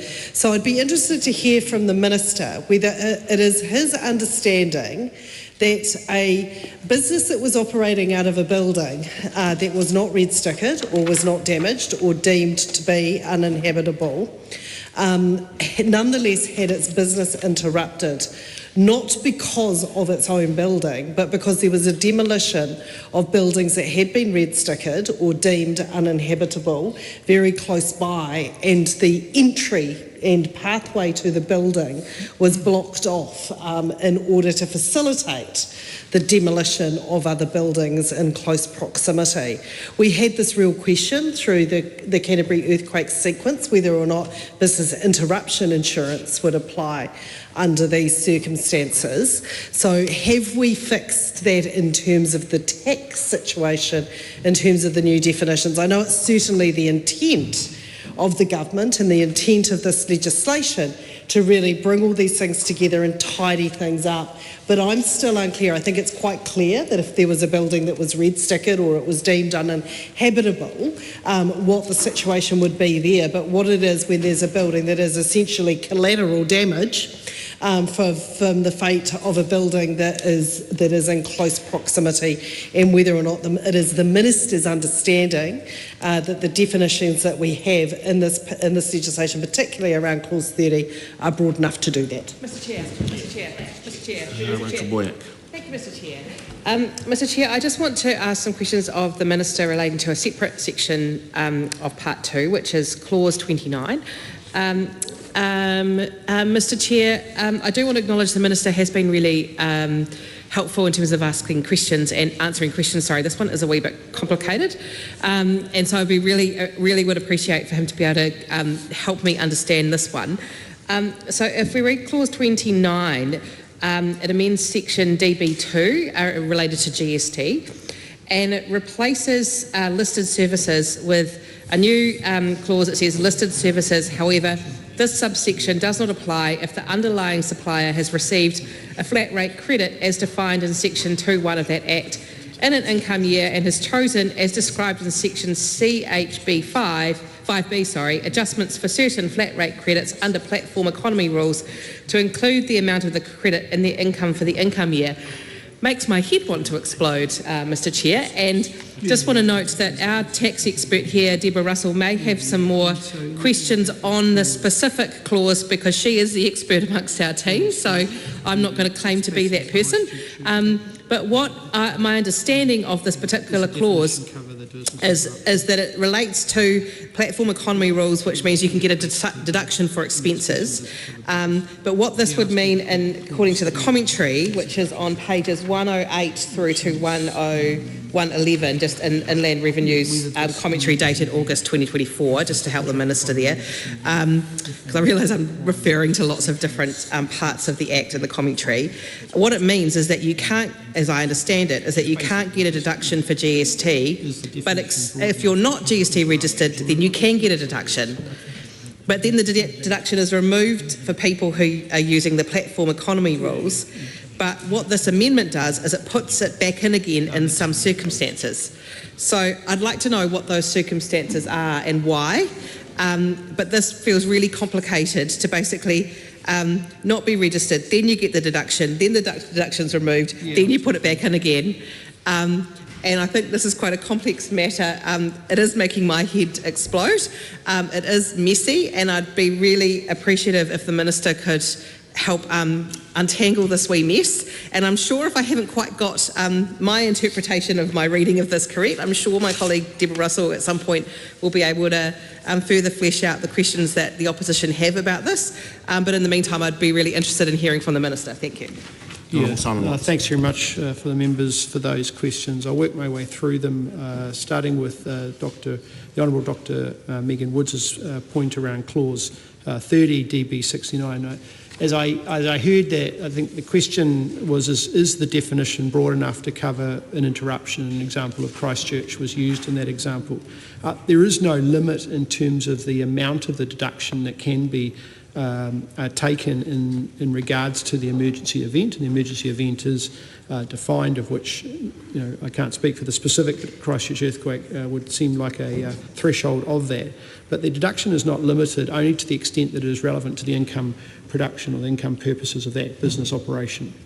And that would be where the constraint of the deduction would be placed through. So I am comfortable the definition is broad enough in that context. There was other questions raised in regards to Clause 3132 by the Honourable Dr Deborah Russell in regards to partnerships. And in effect, this is a remedial, and Helen White, apologies for for the member, Helen White, but I do know that this was in regards to partnerships. This is primarily a remedial change.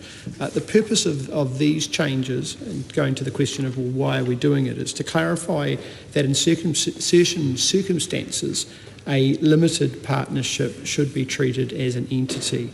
And that ensures that the sections and the other sections of the bill work as intended. So that's the purpose of that remedial change, and it is making sure that the context in terms of the way in which those entities are treated is transparent in the context of which they need to be.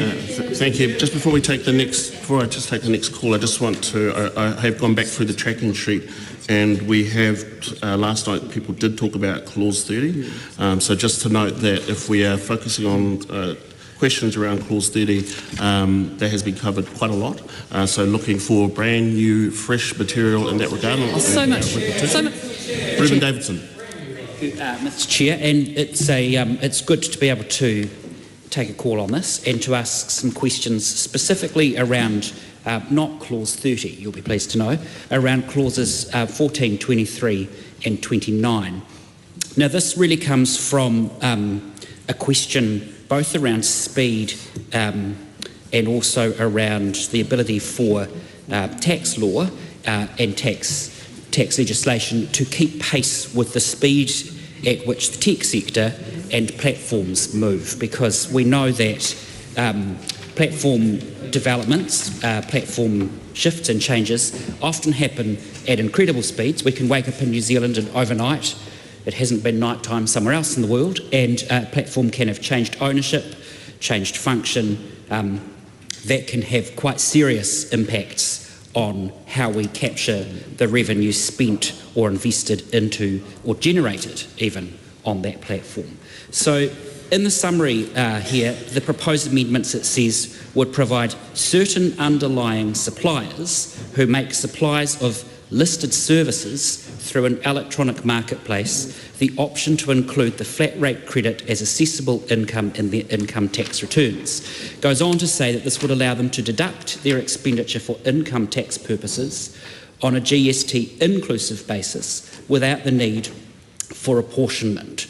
So previous experience I've had, to come back to the point of the speed of platforms, creating content for an audience, and I'm using that as an analogy for capturing or measuring correct apportionments of taxes on platforms, is that you do have to move incredibly quickly to adapt and keep up with those audiences. Digital marketplaces are exactly the same. So the questions really are what steps are in place to ensure that the tax and tax capture keeps up, that it's not left behind, but also that it doesn't get ahead of the movement and actions of those platforms. And that really comes down to the identification of those certain underlying suppliers.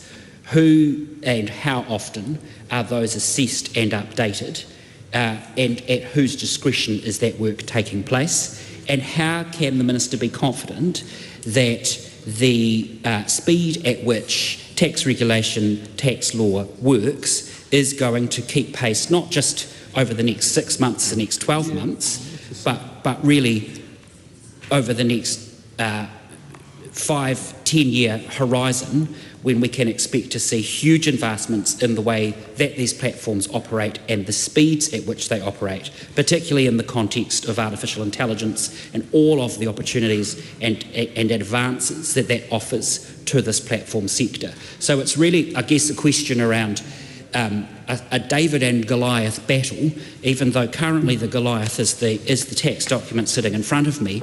Really what we're looking at in the platform context is that the Goliath becomes the ability of these platforms and the larger companies behind them to move at extreme speeds that potentially can always stay just ahead of taxation and taxation's ability to capture. And so their constant evolution and shift presents a real challenge for legislation and for the Minister. So really interested to hear your answers, Minister, to these questions specifically around the ability to keep pace with the speed at which technological advancements across platforms will continue to evolve, not just around the world, but specifically here in New Zealand, which obviously this legislation is relevant to. Thank you. Honourable Simon Watts. Thank you very much, Mr. Chair.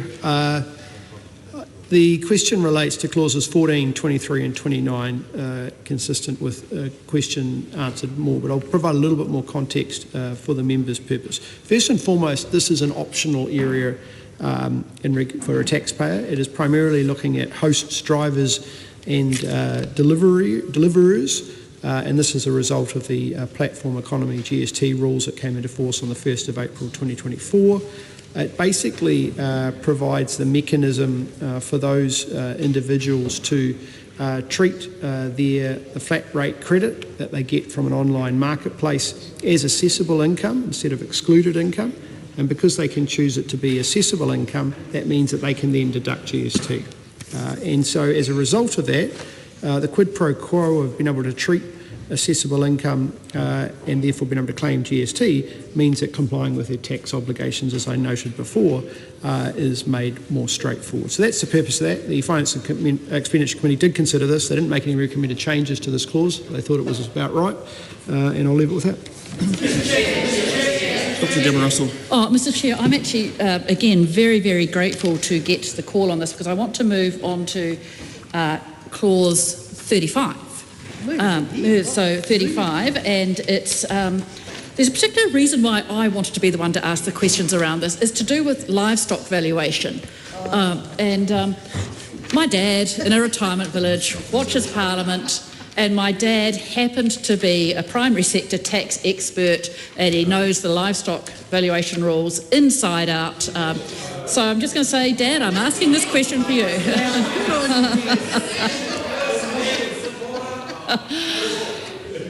He supports Labour, just for the record. Now, it's all about livestock valuation. Those rules are complicated because some livestock is held as a herd, as a capital asset, and some livestock is held as a trading asset, all right, so buying and selling. So the buying and selling of livestock is, might be growing crop of lambs each year, and a crop will do. You see them in about August, we'll see them start, July, August, they'll start appearing, starting to look nice and fat in time for Christmas. So that's obviously, that trading, buying and selling, well, breeding, buying and selling. But of course, the flock of ewes, who have the lambs in the first place, that's the capital asset. So there are some quite complicated rules around livestock valuation. And the clever accountants, like my dad, of course, know how to apply them and get those sorts of rules correct. So this is an interesting little amendment in section EC1, because what it does it takes out a little bit of the rules. Now, the idea in EC1 is that it's all about livestock valuation, but as it stands, the way the EC1 is written at the moment, in the EC1, as it's written in the Income Tax Act, it implies, just the way it's written, that if a farmer holds livestock for purposes other than the purchase and sale, then it's not covered by the livestock valuation rules. Now, it's only an implication, just the way it's written, but it's quite an interesting one. So the change is actually to clarify those rules. So it takes out a set of words, and it says if a person owns or carries on a farming business other than a livestock business, holds livestock for the purposes of farming that livestock in the ordinary course of carrying on the family business. So that's the new wording. The old wording implied that a farmer had to hold livestock for the purpose of farming. There was a dealing implication in it. So a bit of a change of the language here. And it's only, I guess, a remedial, it's only a small change. But the interesting thing is, it would be interesting to know if there was any harm actually being caused by the previous version of the words. All right, so this is a tidy up of the language. We're spending the House's time on it. We've spent select committee time on it. Officials have spent time at Inland Revenue Policy Unit working on this. Presumably, officials, IR staffers out in the field have been dealing with farmers on this. But what I want to know whether there was any actual tax cases, whether they just went to sort of a pretty low-level tax case, or whether there was any actual harm being caused. So what justifies the House spending time on this particular matter if no harm was being caused by it in the first place? Now, I get why we do want to try to tidy up the tax law. We do want the words to be precise, because in tax law, words really, really, really do matter. But I guess just the step on from that, in this case, was there actually any harm being caused by the previous standing of the words? And my feeling is that those words have been in there for quite a long time, because it refers to subsection 2, the new stuff that's coming in. It applies to the 2008 and 9 income years. That's quite a long time back, so it implies that the slightly vague wording has been in there since the 2008-2009 year. So obviously we've gotten by for about 15 years with having these slightly inaccurate words in there. So what's been happening in those 15 years, and why does it justify us spending our time and energy right now trying to update this clause? The Honourable Simon Watts. Yeah, well, thank you very much, Mr Chair, and I acknowledge and appreciate that the Select Committee didn't horse around in regards to this clause. They did consider it very seriously. Well done. Well done, all right. As the member has highlighted, this is a remedial matter. The definition as it stands excludes livestock held for any other income generating purpose. And as a government that are listening to taxpayers, particularly those in the primary sector, they have said to us that the inaccurate wording can cause confusion and potentially could result in some businesses valuing their livestock incorrectly or simply not valuing them at all. And hence it was prudent by government to correct this through this remedial change, and as a result of that will ensure that we don't have an inaccurate assessment of income related to livestock on farms in New Zealand. And if I can carry forward that analogy, I would appreciate if members galloped to fresher fields, and if we had no repetition, relevancy, the House would appreciate that. Dr. Lawrence Zuna. All right, I want to call on the emergency response. For many members, there is the appetite to move on to the crux of this particular part around emergency management. But before we get there, I just have one last question around a previous section, around an upcoming section, which is 35B, around variation of accepted financial arrangement. And just checking, and I also understand the Minister in the chair is also the Minister for Climate Change. I do have a question around the way that this particular section around forest land emissions unit transfer for this is, just to get some clarities around this. So my understanding when it comes to this particular section, or even the preceding section of ED17BA is around other parts of the Climate Change Amendment Act.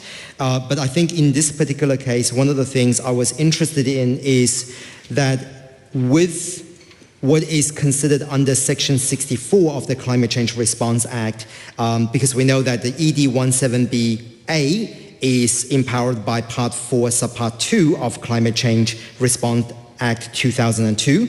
But with this particular section, in terms of the no payment of a price and also the accepted financial arrangement, how does the forest land emissions unit actually going to work in tangent to that, and whether the Minister knows of any other instance there, other than forest land emissions unit, that other types of unit that may not be included as part of this? Again, Section 64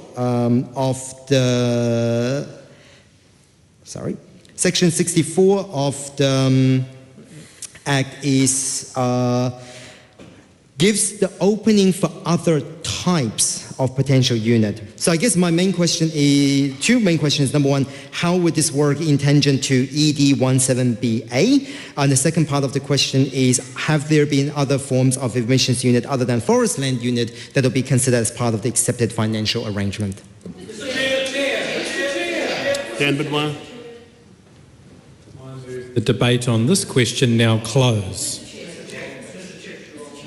Francisco Hernandez. Thank you, Mr. Chair. There's still substantial portions of the emergency management bits that have yet to be traversed, so I think we'll start exploring that now.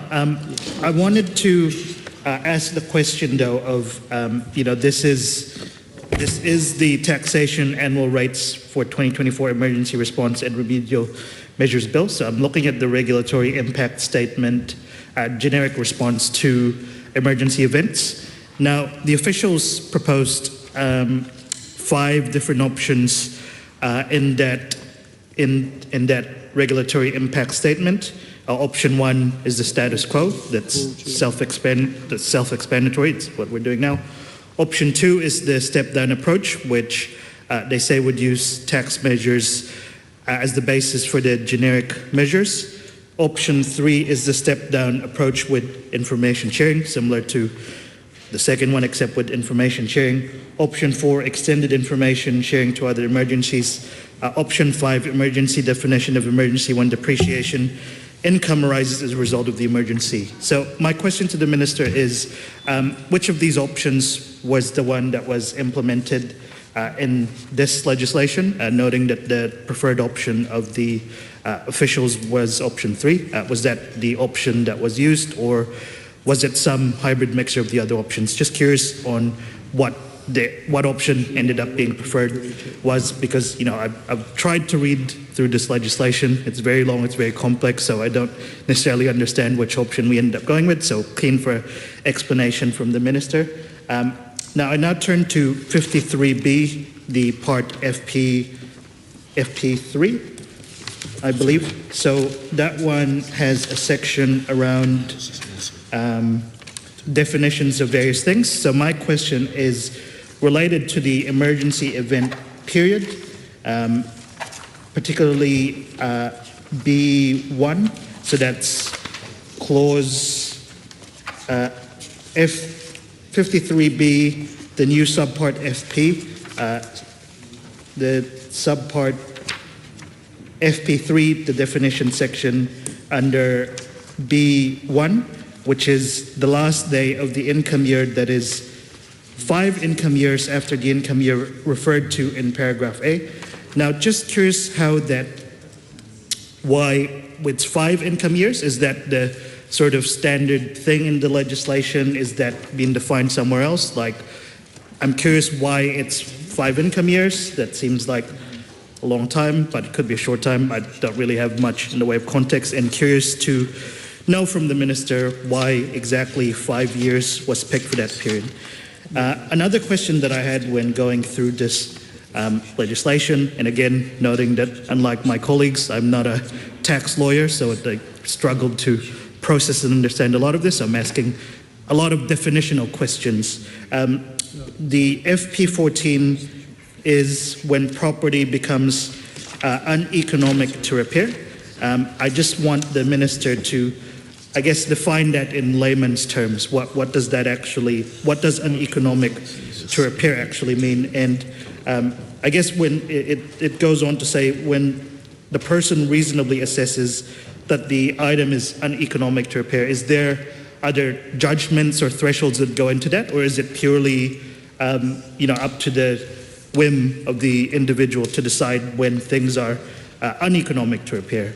And so I'll just reiterate my question because I've kind of traversed a lot of ground. My first question to the Minister was, which option is the one that's being implemented in this legislation? Is it option 1? Is it option 2, option 3, option 4, option 5, or some kind of new bespoke option? And my second question was around 53B, FP3, which is around the concept of 5 years. Why 5 years? Is it in the parent legislation? Curious to see. And my final question was FP14 around looking for, I guess, a layman's definition, layperson's definition of uneconomic turf repair. So, thank you. Honourable Simon Watts. Well, thank you very much for the member for those questions. In regards to the option that we selected, we went for option 3, which is a step-down approach. There's a table in the back that outlines the 5 different options that were considered. In regards to clause 53B, in terms of the 5-year term, 5 years is a standard pragmatic period of time of which is generally utilised for circumstances such as this. Question in regards to clause 35B, value of forestry land emissions. The context here is that the legislation as it stands correctly specifies the value of the units at the end of the income year. However, the acquisition value of these emission units is not stated in the legislation, and so hence it's a technical oversight in the legislation, and we've made a fix to that which makes sure that that is the case. The other questions that the member asked in regards to there are other aspects of the Climate Response Act. Obviously that's not in the scope of this bill. We just looked at the specific fix in regards to forestry. Dr. Megan Woods. Thank you, Mr. Chairman. I am going to really gallop forward, but I know that colleagues have some further back in the in the bill. But mine is around clause 105, 18 and 14, and these are the provisions that relate to energy consumer trust exclusions. So the proposed amendment would ensure that trusts that no longer hold shares in electricity distribution companies but continue to have the same class of beneficiaries for which the trust was established also qualify as energy consumer trusts, and trusts that meet the current definition would not be affected by the amendment that's before us. So the background in terms of the bill commentary, and I have looked at the bill commentary, Mr. Chairman, but what I'm interested to understand some more from the Minister is around the why for this, what the purpose of this is, and the number of entities that we're talking about that would be affected by this amendment in clause 105.18. So, and by way of explanation, and where I'm still not entirely sure and clear to me, and it may just be me, I'm not a tax expert, on why this change is being made, but lines trusts or energy consumer trusts that hold shares in electricity distribution companies, the definition going through, I won't bother reading the whole thing out. Energy consumer trusts are excluded from the 39% trustee tax rate and are instead subject to the 33% tax rate on their taxable income. And this is because they faced an increased risk of overtaxation. So really, the purpose, what is the policy push behind this amendment that we're seeing in this clause? What is it that we're trying to rectify? But more importantly, how many of these entities are there? How big and how broad is the scope in terms of the impact of what this amendment will be? So the proposed amendment to the Lines Trust definition in section YA1 would ensure that it includes a trust that previously held the specified shares and continues to have the same class of beneficiaries. So really just looking for some more detail from the Minister on that clause. Mr. Chair. Mr. Chair, thank you for the call. Look, I'm grateful to my colleagues for having opened up the debate on actually what is, I think, perhaps one of the most significant parts of this bill, and we can tell it because it's the Taxation Annual Rates for 2024-25 Emergency Response and Remedial Measures Bill. So this section, this new subpart FP is very, very new tax law. Which section are you talking about? It's subpart FP. Oh, I'm sorry. It's clause 53B. But clause 53B introduces new subpart FP. It's kind of, and subpart FP has got, I think, how many new sections of tax law? It's got something like about, 27 new sections of tax law. It goes from page 65 to page 88 in this copy of the bill. It's 20 pages of new tax law. So we do need to have a really serious look at this. It's not just remedial, it's not just tidying up, it's not just fixing a small matter, it's introducing a very significant new part of the income tax law. So I think we need to we do want to work through it quite carefully. There are some issues I do want to go through. So I'm grateful to my colleague Mr Hernandez for opening up the discussion on this and some pretty good questions about some of the matters in the bill. But I want to go to a slightly more general discussion first. And look, the reason is, if we look at new section FP1 in the bill that's introduced by the bill, it itself sits there with an outline of the part. So it introduces this new subpart of the Act, and the very first new section, FP1, starts with an outline of what the subpart does. So it invites right from the start a question about the general policy around this, why we're doing it, how it sets up the particular rules, the sorts of rules that are sitting in there or are not sitting in there. So that's actually quite an important and distinctive thing to be doing. So, having said all that, here we've got subpart FB, it's tax relief for emergencies, we've got the outline of the subpart. Now, as we all know, in the last few years, there have been quite a number of black swan events, events which created real trouble in New Zealand, from COVID-19 to earthquakes, the Kaikoura earthquakes, something that I know that will be dear to the Honourable Chris Penk's heart, the Auckland, not dear, it's pretty sad, wasn't it, Mr Penk, the Auckland anniversary floods followed by Cyclone Gabrielle. So there were some black swan events, and of course businesses were affected every time. At every time, the Minister of Finance and the Minister of Revenue, then Labor Ministers of Finance and Revenue, rolled out some emergency measures for businesses. And eventually, in terms of those emergency measures, people started saying, hey, we actually just need an off-the-shelf set of measures that can be rolled out as needed pretty quickly, so they don't have to be legislated every time. It's a set of measures that can be triggered by the Minister, or by the Governor-General actually. But there are some big policy questions that we need to answer, and so some questions that I would like to understand from the Minister. As first of all, I do pretty much understand the justification of this, but how many times have these particular rules, these rules which are now codified into a set of rules, been tested in practice? So the Minister has chosen particular rules to go into this suite of rules that can be rolled out as needed, but it implies that they have been used before. So it'd be good to get some feedback from the Minister as to how often have they been used and how effective they have been in providing the sort of relief that, that businesses actually need during times of emergency. So first of all, so that's one of the really big questions to answer around this.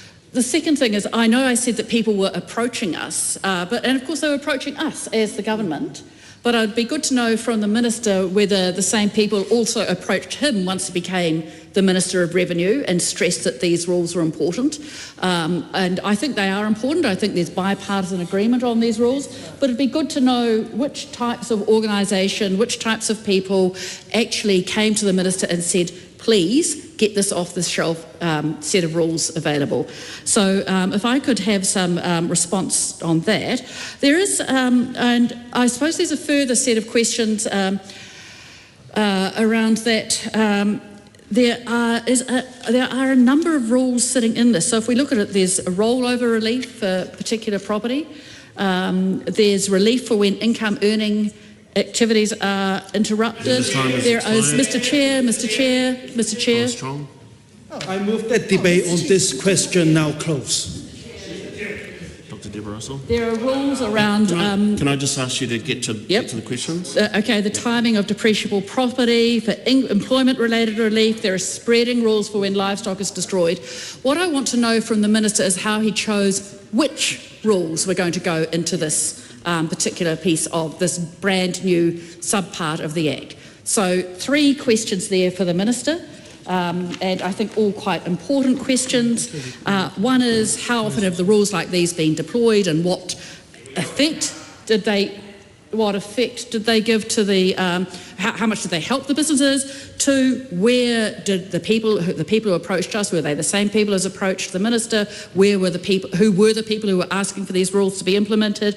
And the third one is why this particular set of rules. So some have been included, but there might have been other emergency relief measures that were deployed from time to time. Why weren't they in these rules? So why this particular set of rules? Mr. Chair. Honourable Simon Watts. Yeah, thank you very much, Mr. Chair, for the members' questions. I'll work my way through those. One of the questions was relating to subpart FP. I think it's important to recognise that this is not new tax law. It's actually a combination of measures used in past events, and those past events include the Canterbury earthquakes, Kaikoura earthquakes, North Island flooding events. So there's a number of those. We put them all together in that section of FP, so it's not new. The other question in regards to clause 105, subpart 18 and 40 in regards to energy consumer trusts. Basically, the question was how many? We're actually aware that there's one trust that did not qualify due to historical restructuring but should have. Basically what this clause is doing is ensuring that trusts that are substantially energy consumer trusts receive the correct tax treatment. So again, you'd expect that would be pretty common sense. A number of questions around, well, how often are these tax rules used? I mean, I think while I do know quite a lot of things, I can't know every time a tax rule is used by any taxpayer in New Zealand. I don't think that's a reasonable question, and so I simply can't answer that aspect. The other question is why did we choose these? Well, the Inland Revenue maintain a list of remedial items which have been identified by taxpayers over many years, including tax experts. It's about 700 or so items on that list. And one of the things that I did as coming in as Revenue Minister is say, review that list, identify the aspects that will genuinely create value, remove taxpayer compliance costs on taxpayers, and let's make sure that we implement those changes to streamline the Tax Act and make life easier for taxpayers. And so that's the process that we go through. A wide range of people feed into that process. Before I take the next call, if I could ask the House to be clearer with their questions. I appreciate the context because tax law is complicated, but having those clear questions will help the Minister to engage, and Speaker's rulings does guide us towards engagement. Francisco Hernandez. Thank you, Mr. Chair.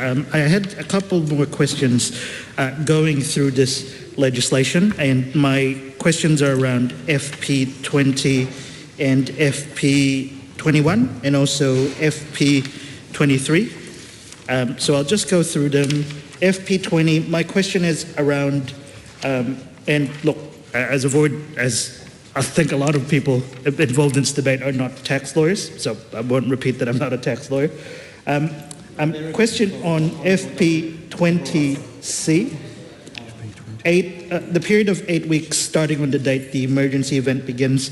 Now, I just wanted to clarify my understanding of that. Does that mean that if an emergency event goes on for longer than 8 weeks that this section doesn't apply, or is it just the 8-week period that does apply, or just the event going over 8 weeks invalidate the whole period? So that's my first question around that. And my second question around FP20 is how is the 8-week period, is that the one, oh, well, I've answered my own question by reading it. It's the one that's already been defined in the legislation, so I'll move on to FP21. FP21, my question is around FP21-2, and that's the section which starts by saying benefits satisfying subsection 1 that would, in the absence of the section, be fringe benefits. So my question is, why has that threshold been chosen, the $5,000 threshold? Is that the one that's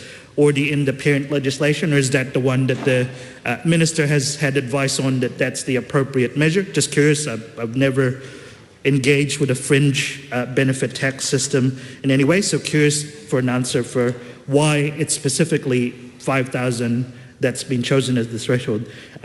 My third question is around FP23, livestock destroyed because of emergency events.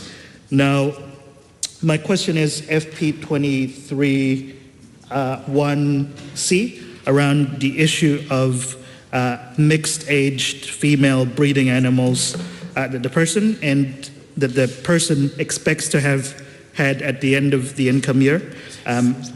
Why is it 75% that the threshold has been chosen? Is that I'm not an agriculture person either, so I'm curious why it's 75%. Is that what the standard should be for if you're trying to breed mixed-aged animals? Is that the minimum ratio of female animals you need to have? So just reiterating my question, the first was FP20, which was around the 8 weeks. What are the first question was, what are the implications of going over the 8-week period? Does that mean that the thing is that the belief might be invalidated, or does it just go up to the 8 weeks? The second around that was, the second I already answered myself, so I won't repeat it. The second question around FP21 was, why was $5,000 the one that was chosen? And my last question was around FP23, around the livestock destruction and the question of mixed-aged female breeding animals. Why was it 75%? Thank you. Honourable Simon Watts. Thank you very much, Mr. Chair. So the $5,000 threshold was the amount that the Select Committee and also officials thought was the appropriate number for that circumstance. The 8-week question is in regards to FP20, and obviously my response there was for FP21 subset 2. 8 weeks is a cap. It can go beyond that, but the 8 weeks is a period of exempt income. And I'm not necessarily sure on the question in regards to the gender issues between bulls and cows. Tom Rutherford. Question now closed. Dr. Deborah Russell.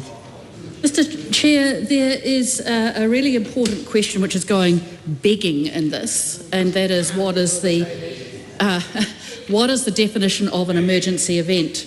All right, so it's obviously we need to know what an emergency event is.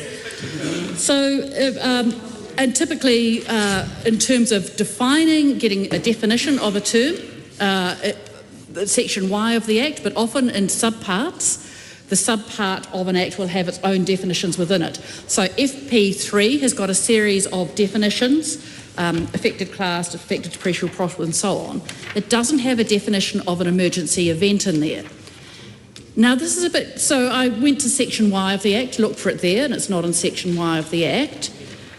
But the curious thing is that I went to, if we look at FP2, FP1, in fact, lots of the sections, the new sections, it has a little line beneath it. So if we look, I'm just going to take people, and I really do want people to look at this. FP1(3), it says that section FP1(3) contains the definitions relevant for this subpart, and then just immediately underneath it, there's a line that says defined in this Act, affected property, depreciable property, emergency event, exempt income, fringe benefit land. Now, when it says this Act, it's referring to the Income Tax Act. But when I went to the Income Tax Act, I could find no definition of emergency event. And so I looked through this bill and I looked for where a definition of an emergency event was going to be inserted in the Act somewhere. Now, perhaps I've missed it. Perhaps there's something sitting in Section Y3. So I'm asking the Minister to perhaps point me to where it is sitting in Section Y, or it might be YA that it would go into. I did then, sort of trek on the way through, and it turns out that if we go into we're going to insert an appropriate order in the Tax Administration Act, the emergency event. All right? And so that's going to be an emergency event as defined in Section 4 of the Civil Defence Emergency Management Act, that's declared as a state emergency under the Act and so on. So there's some good rules there. These are sitting on page 131 as to how we actually do define the Emergency Act. I just want to know whether actually that definition does actually sit within the Income Tax or will sit within the Income Tax Act And in which case we're going to need to take that out of that little, it's not part of the law per se, it's just the way that it's written up, going to be taken out of there. So if the Minister could just clarify that around the definition of an emergency event. Thank you. Just for the members' interest and of course all those watching at home about where the definition sits, it's actually defined in Section 4 of the Civil Defence Emergency Management Act 2002, and it's a government-wide definition, and that is where the definition of emergency event resides.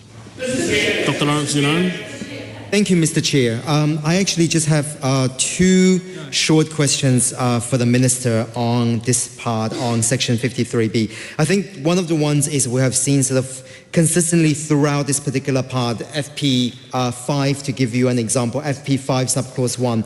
I want to check with the Minister if it's a standard definition of a person in this case. Are we referring to a legal person? Because even if you're looking at it, often it is phrased as a person or persons. So what happens when you have, like, for example, property or affected, for example, owns affected revenue property, but that particular property is owned by more than one person? Does a person, either as a legal entity or as an individual person, covers the idea of both a couple, but also in terms of trust or trustee? Because I'm not seeing any other, and potentially it's in the Principal Act, which I haven't checked yet. So that's my first question, is on the definition of a person, where it goes beyond an individual and covers others. And the second part, also just want to pick up on FP21. I know, thank you so much, Minister, for responding to the 8 weeks question by my colleague, Francisco Hernandez. But I always wanted to check that this section from FP20 to FP22 is very much around employment-related relief. But what I'm not seeing in this particular section is around beneficiary-related relief. And I wanted to check with the Minister if there is already covered in existing provisions, whether it is around receiving benefits that would be considered fringe tax in the absence of an emergency event, or etc., whether there are also going to be other forms of reliefs for beneficiaries. So those are my two questions. The definition of a person, which we see throughout this entire section, and is there a particular section or consideration for beneficiary related relief? Mr. Chair, thank you. I just want to reflect on the question from... I thought I might have heard Brooking. No, the other South Island, Rachel B. from the Labour Caucus. Just responding to the Minister's response to my questions from my colleague Deborah Russell, and I do just want to indulge the Chair for about 20 seconds on some context why this is so important and why I'm asking it as the MP for Nelson, is around that definition of emergency event. In Nelson, we've had a significant number of emergency declarations, but they have been at a local level. And I really want to get to the heart of the matter for me, which is the difference between a national emergency and a local emergency.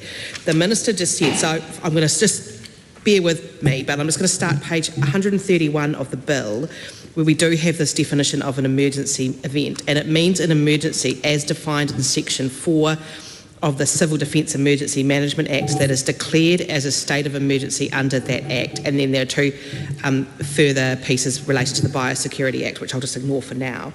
If I look at Section 4, which the Minister referenced in his response of the Civil Defence Emergency Management Act, it doesn't actually mention a specific, where I could find, I've just had a quick search, I couldn't actually find a definition in that section. If I look at the commentary from the IRD from August 2024, it says here, for the purposes of the Civil Defence Emergency Management Act, an emergency declaration is either, and this is quite critical to my question, either a state of national emergency under Section 66 of that Act, or a state of local emergency under Section 68 of that Act. So, Mr. Chair, my concern is that when I'm reading through the bill, I can't actually get a clarity of definition about whether it includes, I'm going to assume it does include, the nationwide emergency, because it would be bizarre if it didn't, given that is the most serious level of emergency we can have. But as a Nelson MP, we've had the Pigeon Valley fires, we've had the Nelson floods. They were significant local emergencies. We missed out on the bespoke legislation that went through the House a number of times, like Kaikoura, like the Auckland floods, some of that legislation came to the select committee I was on, governance and administration, and there was representation from councils where we had those local emergencies that actually had a similar impact to what occurred, for example, in Cyclone Gabrielle, but it was just on a local level. So you can understand that context, why it's such an important question for me as a local MP. I want to be able to go back to my constituents in Nelson and say, yes, this Act applies to them, or no, it doesn't, if we have those similar scenarios. And I've been trying to look through the various parts of the Act and the Minister's response, and I can't find it. So I really would appreciate a response from the Minister. Thank you, Mr Chair. Angela. Chair, I move that debate on this question now close. Honourable Megan Woods.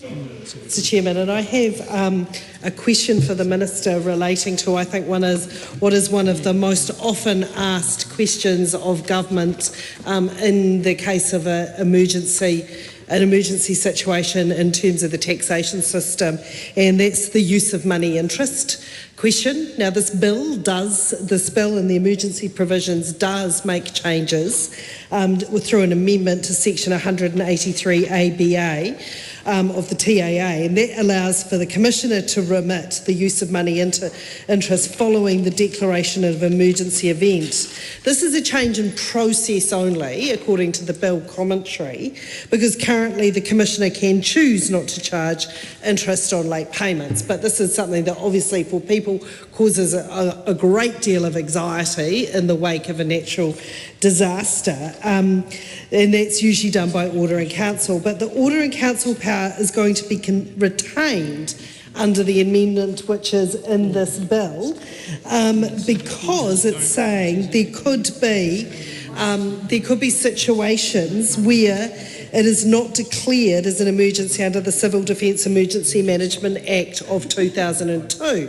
So I think that's a prudent backstop, to have that Order in Council backstop for the Commissioner to be able to do that in that rare event. What I would like to know is whether there are other provisions within these emergency measures where there's been policy advice or policy discussions that the Minister has had around where we may need to retain some of those backstop ways of putting in support in case that the emergency event isn't declared in accordance with Section 4 of the civil within the definition that the Minister's spoken about when he's addressed other aspects of it. So in terms of that very important aspects of use of money interest, it's laid clear, but just want to know whether that applies, and it may well be in here and I've missed it, but the Minister will be able to point us to it, whether those backstop provisions for using Order in Council are retained in regard to other IR supports that may be put in place in the wake of an emergency. Mr Chair. Julian, sorry, Member, I'll just answer the question in regards to the emergency event point that was raised before. I think it was in regards to Rachel Boyak's point in the context of a specific example in her electorate. The clause states that it is a declared event that can include national and local events. It will depend on the specific circumstances, but one would expect if it is of significant scale that triggers what is considered a local emergency, and then on that basis it would be captured. But again, it's case by case.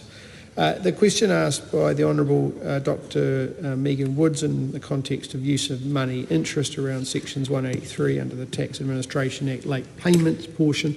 I mean, I think the question was, did officials consider more broadly the application of that, or whether that is included in the broader bill? I mean, the purpose of this bill fundamentally is to deal with emergency response and the related implications of that event, and that is what the officials have targeted in this case, and that's what the Select Committee supported. Honourable Julian Chinta.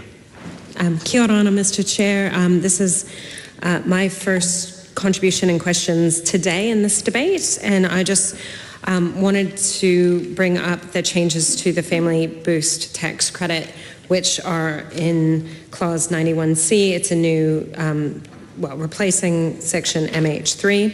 And this is really important to a number of constituents in my electorate, but just more broadly across the country, because access to support for early childhood education is so important for working families, and the cost of childcare is incredibly high in New Zealand. Arguably, it's one of the single most effective things we could do to improve productivity and livelihoods for families is to make it universal, free, part of the public system, and more easily accessible. The government's Family Boost tax credit, as I understand it, has actually not been claimed by the majority of people who are eligible for it. So what I'm interested in is whether these changes are estimated to make it easier for people to claim that credit. Has the IRD done any modelling? Are they keeping data on how many people are eligible? What work is the government doing to ensure that people know that they are eligible? And will this simplify the process of accessing that support, or will it make it more difficult? I notice it's great that the Select Committee made some changes to allow late filers to access the Family Boost tax credit. However, there's other changes that I'm really not clear on whether it's going to make it more difficult or more easy, or no change whatsoever in terms of families' ability to access that support. Simon Watts. Thanks to the member for the question, and acknowledge that the question was going more broadly in terms of the policy intent. But when the policy was brought in, there was an estimate by officials of around 100,000 families that would be eligible in that context. And obviously you'd appreciate that the estimation of that is reliant on, how many children families have and all of that, which is a moving feast, obviously. In the context of the registrations to date, it's sitting at around 70,000 of that, so that's, a good way there. It's more than a majority in that context.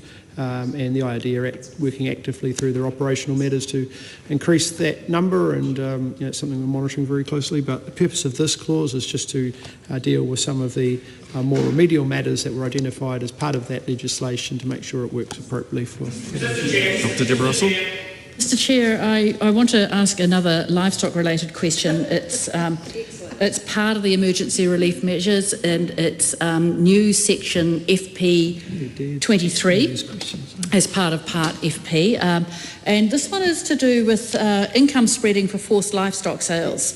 Now, it's interesting because, of course, there are already provisions within the Income Tax Act for primary producers. What's it?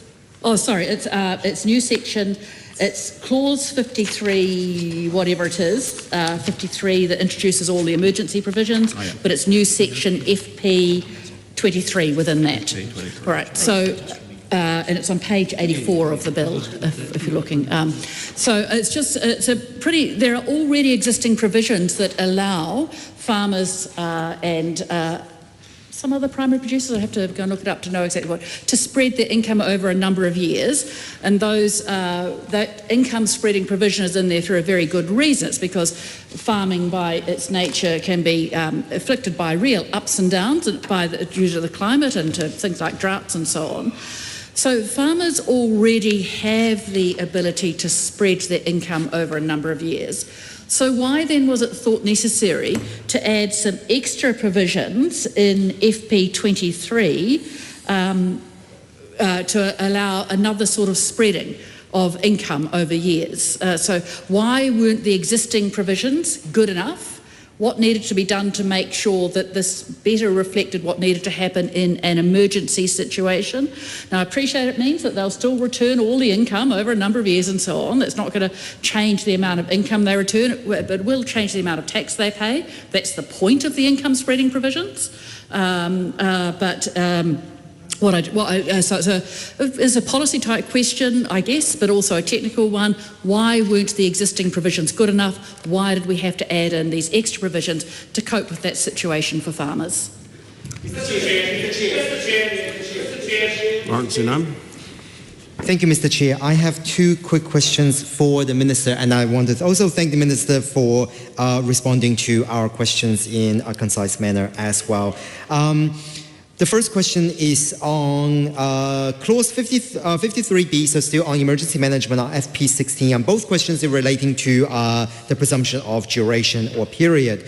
Now, with FP16, just want to get clarification from the Minister on subsection A. When we're looking at depreciation of property and value, it says that the item was used or available for use immediately before the restriction was imposed. So let's say that there is a property or a chattel or anything that is currently being restricted due to an emergency event. You can't use it. But the thing is, it mentions current year. So let's say if you were using the property at the beginning of the financial year on the 1st of April, and then you were using it for a month, then in May, suddenly you have an emergency event, you can't use that particular property from May onwards until, let's say, until February or March the next year. So in fact, you haven't been able to use that for the majority of that financial year. Reading this, does that mean that just because you're able to use a property immediately before the event happened, it means that depreciated value will still apply despite the fact that you can't use it for most of the time? So just want to get that clarification. The second part, sort of in relation to what my colleague, the Honourable Julianne Genter, mentioned in terms of family boost tax credit 91C. I'm looking at 91C, the newly introduced MH3 subclause 7. And this is to do with separated persons. And again, it's the same thing that I'm looking at in terms of the use of the phrase at the end of that quarter. So if we have, let's say, a couple who separated at the beginning of that quarter, and for most of that quarter, the person, the two parents are operating individually, therefore they should technically be able to access the family boost credit, but at the end of that quarter, one of them or both of them has found another relationship partner. It meant that as it is read, it meant that one or both of them, if they have a relationship partner at the end of that quarter, even though they did not have one for most of that quarter, will no longer be eligible for family boost tax credit. So just checking both of those questions, one on depreciation value of property with a restricted item during an emergency event, and the other one's to do with the definition of kind of, I guess, relationship partner status for separated persons, because that does affect a lot of, potentially a lot of parents. Honourable Simon Watts. Yeah, thank you very much, Mr Chair. I'll come back on a response to the question around livestock income spreading, which I know the members are eagerly anticipating. The enthusiasm for livestock and mixed breed horses. So the purpose here is that the current way that the legislation is drafted is it doesn't deal with the case of a large cull of livestock. I appreciate that's a bit, it is what it is, but the existing scheme isn't adequate for that scenario. And obviously in the context of biosecurity and micro bovis, a scenario or an event such as that, then the mechanism needs to be in play to deal with that scenario, and hence why we've made the change. Nancy Lou. Move that debate on this question now close. The question is that the debate on this question now close. Those of that opinion will say aye. Aye. To the contrary, no. The ayes have it. The party vote is called for. The clerk will conduct a party vote. New Zealand National. 49 votes in favour. New Zealand Labour. 34 votes opposed. Green Party of Aotearoa, New Zealand. Te kaumārima ngā poti whakahei. Action New Zealand. 11 votes in favour. New Zealand First. 8 votes in favour. Party Māori.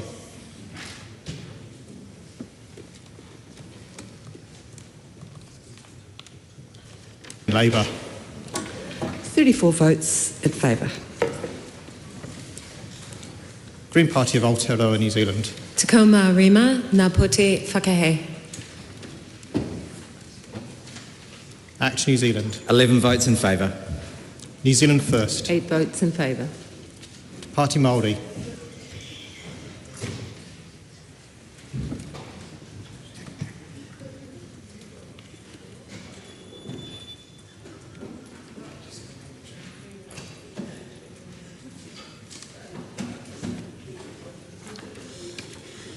The ayes 102, the noes are 15. The motion is agreed to. Members, we now come to part 3. Part 3. As noted, deals with amendments to the Tax Administration Act 1994. Obviously, the purpose of the Tax Administration Act is to outline how taxes will be applied. Thus, many of the amendments in Part 3 give effect to the discussions that we've just had in regards to Part 2 and make other remedial changes. The main policy item that was not already covered in Part 2 was in regards to the crypto asset reporting framework. Also got an amendment paper which amends this bill, part of the bill to introduce the administrative provisions that will support the introduction of the government's final year fees-free policy and the substantive provisions for which are included in the amendments to Part 5 of the bill. The Honourable Dr. Deborah Russell. Mr Chair, I want to start off with the crypto asset reporting framework. And that, you know, you thought tax law was cryptic, well then you try crypto assets because they're pretty tricky. And there's some really interesting policy questions sitting around the crypto asset reporting framework. And it's around the automatic exchange of information. All right, so part of what these rules do is try to set up common reporting across jurisdictions about crypto assets. We're trying to retain, corporations worldwide are trying to retain visibility over income and investment earning opportunities, trying to understand where assets are flowing around the world.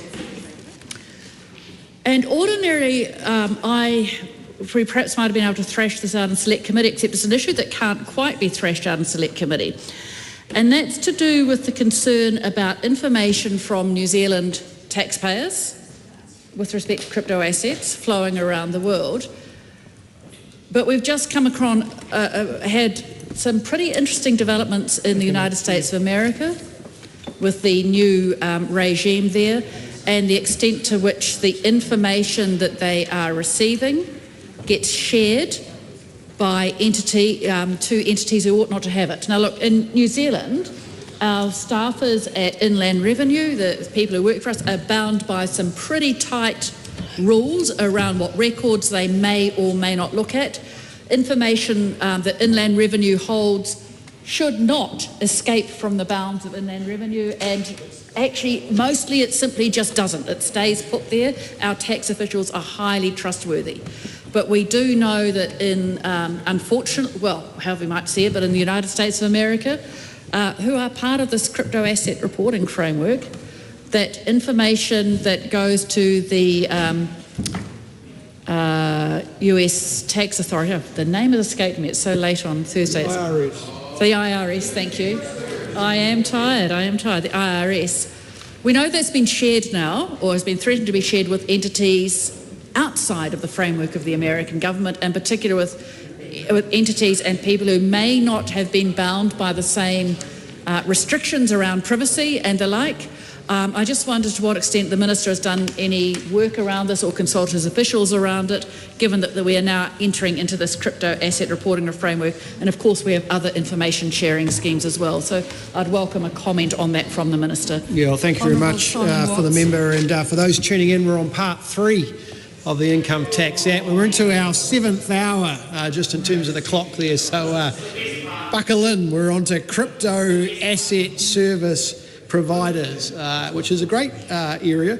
Member asked some questions in regards to consideration around what information and what consideration was given to other jurisdictions in regards to this policy, thinking, well, why, IRD does have a team that focuses solely on international tax and keeping an eye on what other countries are doing to make sure that we're fit for purpose. They did take on board feedback from a wide range of sources in order to make sure that the legislative changes for reporting of crypto assets in the New Zealand legislation was best in class.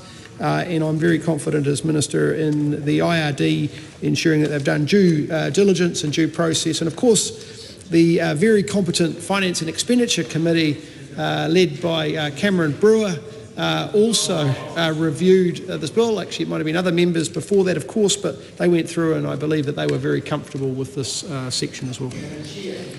Dr. Deborah Russell. Madam Chair, I want to continue on with talking around the crypto asset reporting framework. So I thank the Minister for that answer. I too have a very high regard for our officials in Inland Revenue and their standards of integrity and probity. I want to go to clause 117 of the bill. So we're now on part 3, so clause 117.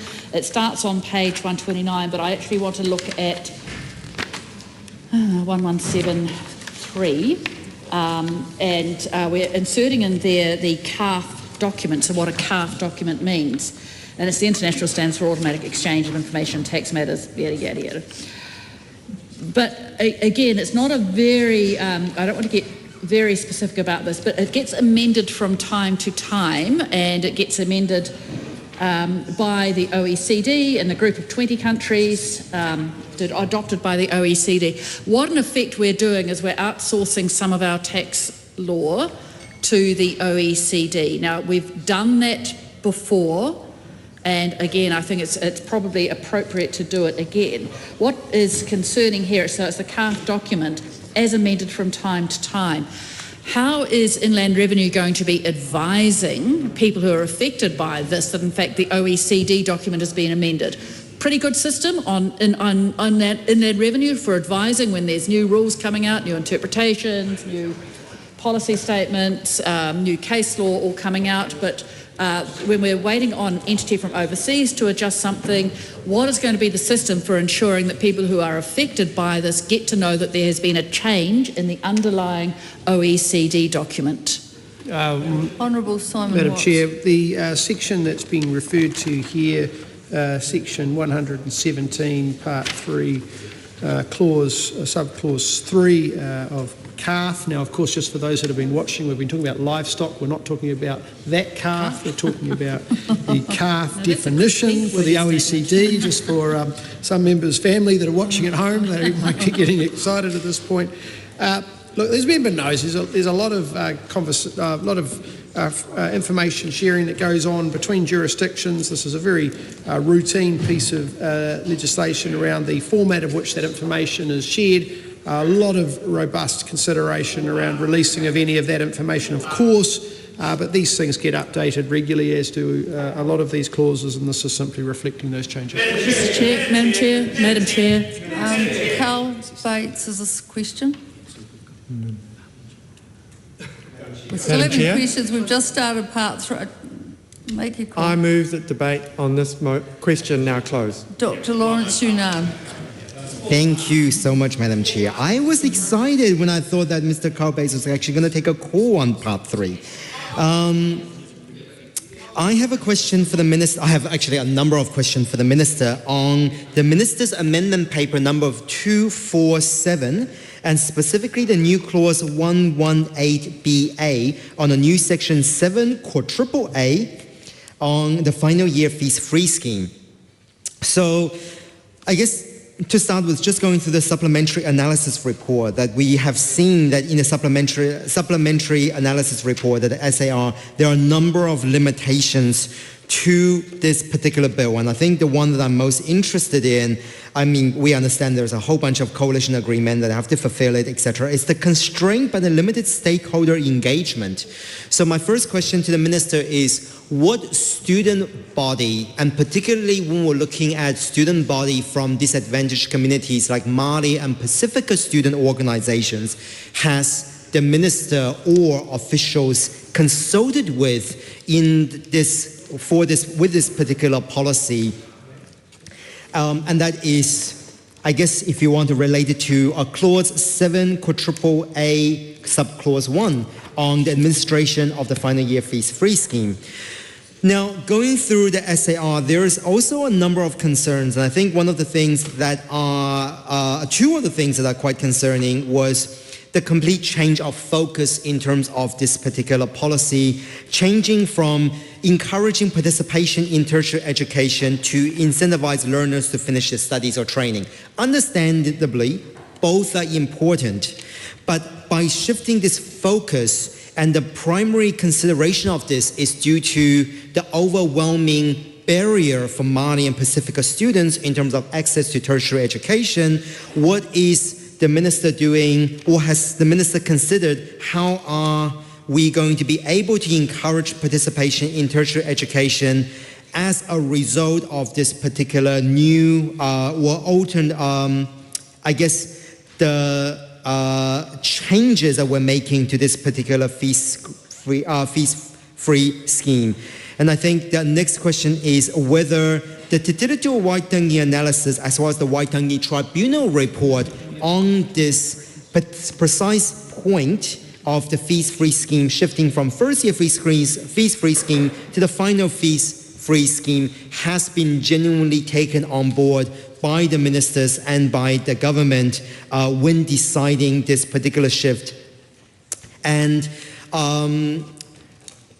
in that same regard, then what evidence as part of the coalition agreement when we're changing this was used to determine that having the final year fees-free scheme genuinely will have the kind of cost saving that the government is looking for, but also will at the same time benefiting the students. So that's a lot of questions around the policy part. I do have a question on the specific clause of 7A subclause 2 around this, which is if a person who receives an entitlement under the scheme does not qualify for the entitlement under the eligibility requirements of the scheme, the person must immediately repay the commissioner. I want to focus on the phrase eligibility requirements. Now, one of the things we did also see in the SAR is the fact that it's going to be actually quite a high risk, considering that TEC, and that's the Tertiary Education Commission, will need a complete change of system when you're looking at administering this final year free scheme, because it is not just simple eligibility test. There are other tests as well that is required, particularly around the fact that it is not simply just people enrolling in the final fee scheme. It is actually upon the completion of the learner's qualification.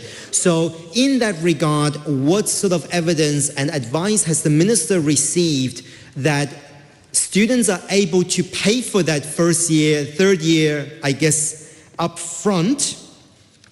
Or is the eligibility requirement means that the students, like the current scheme, will still be able to get it up front, but should they not pass it, they need to then refund that to the commission, which is how I'm reading subclause 2 here. And so those are quite a lot of questions there for the minister to respond in terms of the final year fees-free scheme. Yeah, thank you very much for the member for those questions. The member will appreciate that we are reviewing the taxation annual rates bill, and the policy decisions in regards to fees-free are interesting, but not necessarily the role of inland revenue, and hence the taxation bill to implement. This is about the implementation of those components that IRD has responsibility for. The member asked me whether I have confidence in my department in the context of ensuring that the cost benefits and the way in which they do so is appropriate. Well, of course I do. They're one of the most effective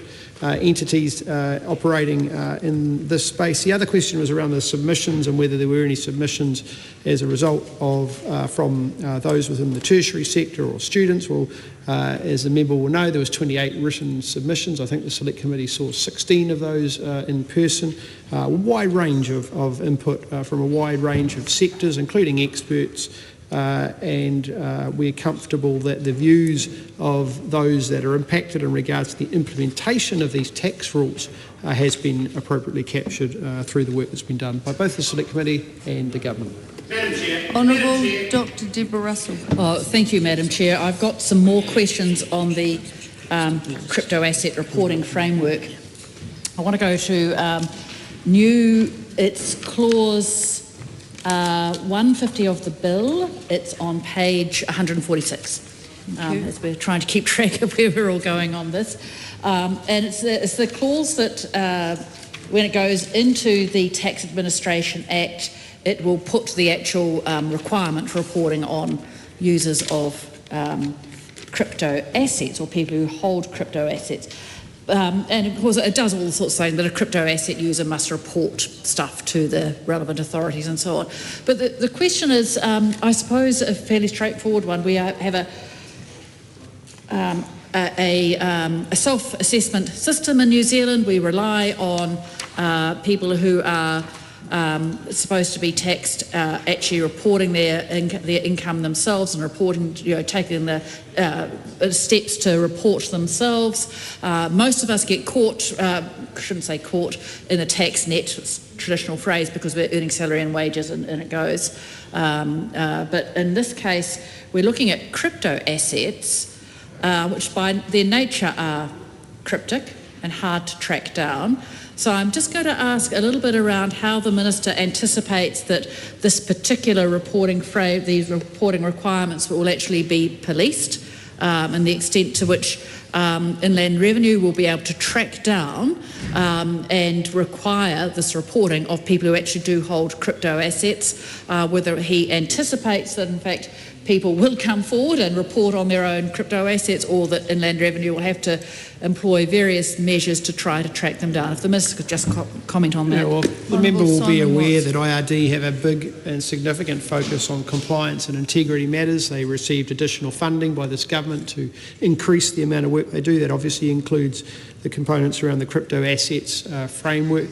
It'd be fair to say that many taxpayers, actually over 95%, generally will comply without any problem, and that's because that is the appropriate mechanism. There are always a very few number of people that need a little bit of support to comply with their obligations, and for those that are blatantly avoiding or evading their tax, then IRD have the full weight of powers to be able to deal with those individuals and organisations.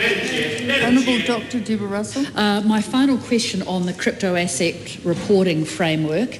It's just one last thing I think that the House ought to work through, and I'm going just a few pages back to clause 144. It's on page 143, and it's inserting new sections 142L and 142M into the Tax Administration Act.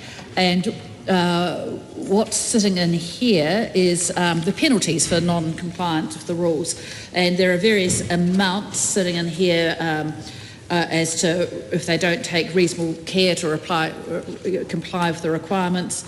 $20,000 for the first time they do it, $40,000 for the second time they do it, and so on. And then there are different, then up to a maximum of $100,000 a year for those particular penalties and so on.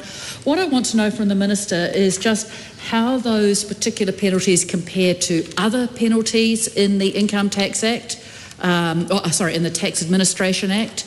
I can see that they're scaled in particular ways in here, but usually we anticipate that people who are investing in crypto assets are perhaps playing around with significant amounts of money.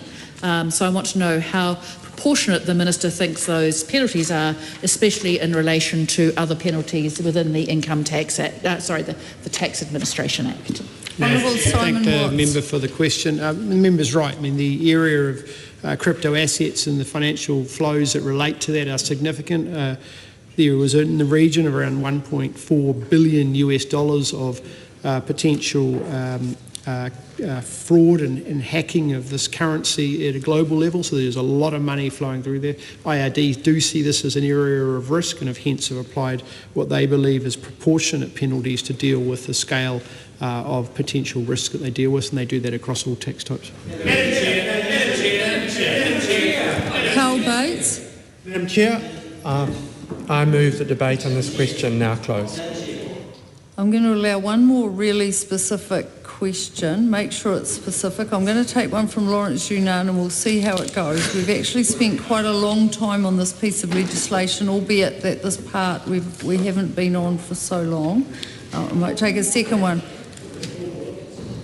We did clarify this with the earlier chair, that the amount of time was not the issue. What mattered was whether the Minister was engaging, which of course the Minister is, and whether we were asked there was novel material being presented. That's exactly what I just said. I said I'm going to gauge the questions to see how far we might go. But the time is irrelevant. the amount of time spent is irrelevant. Well, what I've just said is that we haven't had a lot of time on this part, Okay, so all I'll right. be gauging the questions to see how we go. All right, thank you. Thank you. Dr. Thank- Lawrence Junan. Thank you so much, Madam Chair. I understand I asked the Minister a lot of questions before, but there's one that I was really hoping to get clarification on, that is the amendment paper 247, new clause 118BA, new section 7 quadruple A sub clause 2. And that is around whether the expectation is for students to pay up front, and if they don't finish the course, they're going to get refunded, or they're only going, if they don't finish the course, they have to pay the money back, or they need to complete the course first, and then get a reimbursement. So that was my question. My question is actually one of curiosity, and this is mainly to do with the new clause 150B of the amendment paper number 247. And that 150B is talking about power to extend time for doing anything under the Act.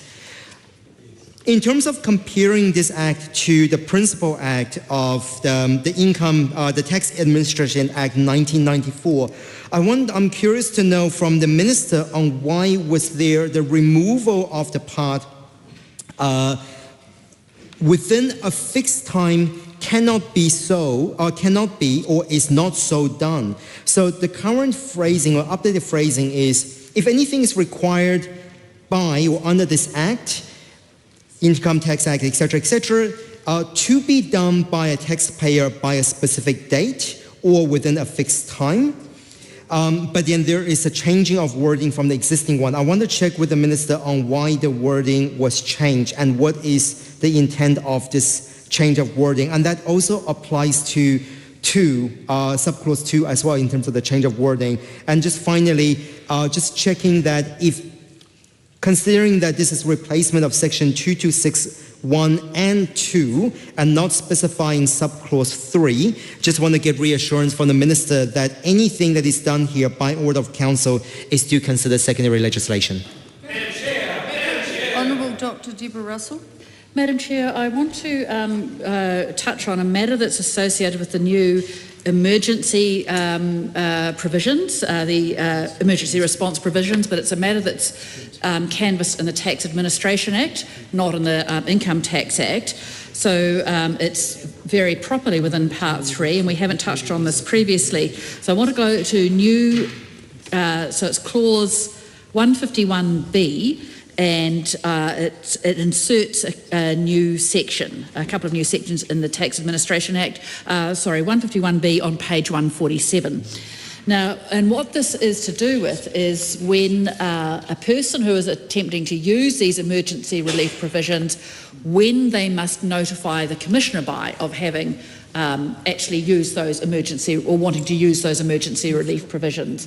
As people who've been here all along, my colleague Megan Wood talked about the use of money measures and so on, and obviously if Inland Revenue doesn't receive money that it's expecting to receive, like provisional tax, it wants to know why, so it needs to be notified why that's happening and so on. So there's a variety of deadlines in there and they all look really appropriate, but if I could direct the Minister's attention to in new section 226H subsection 5 there, and it says that the Commissioner may allow the person to file a notice under this section at a later time if the Commissioner considers there are exceptional circumstances.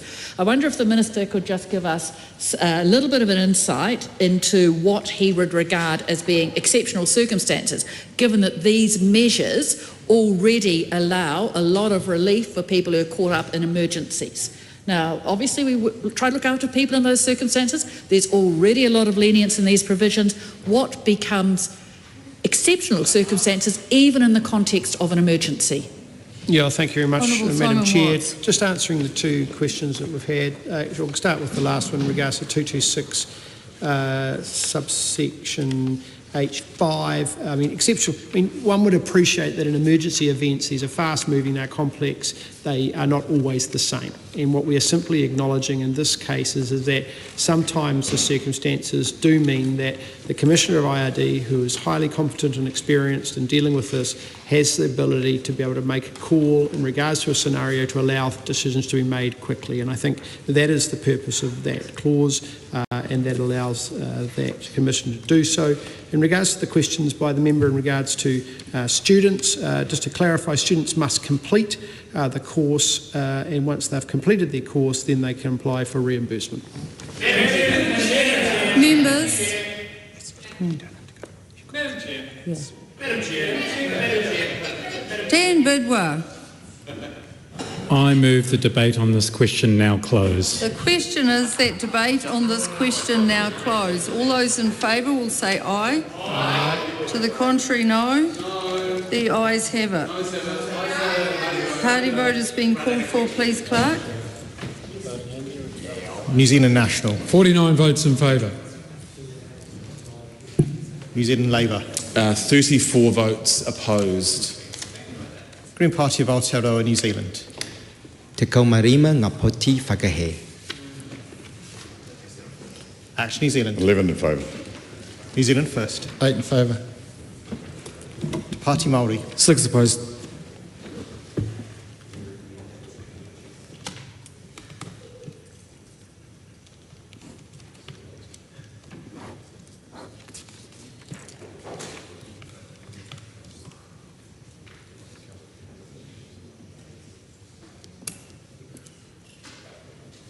The ayes are 68, the noes are 55. The question is agreed. The question is that the Minister's amendment to Part 3 set out on AP number 247 be agreed to. All those in favour say aye. Aye. To the contrary, no. The ayes have it. The question is that Part 3 as amended stand part. All those in favour say aye. Aye. To the contrary, no. No. The ayes have it. A party vote is being called for, please, Clerk. New Zealand National. 49 votes in favour. New Zealand Labour. 34 votes in favour.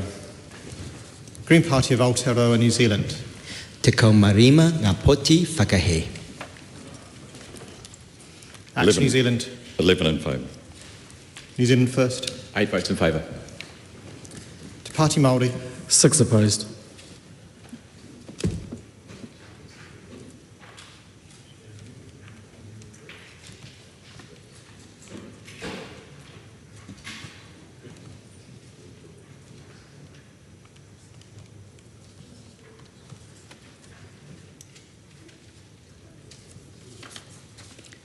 Members, the ayes are 102, the noes are 21. The question is agreed. The time has come for me to report progress.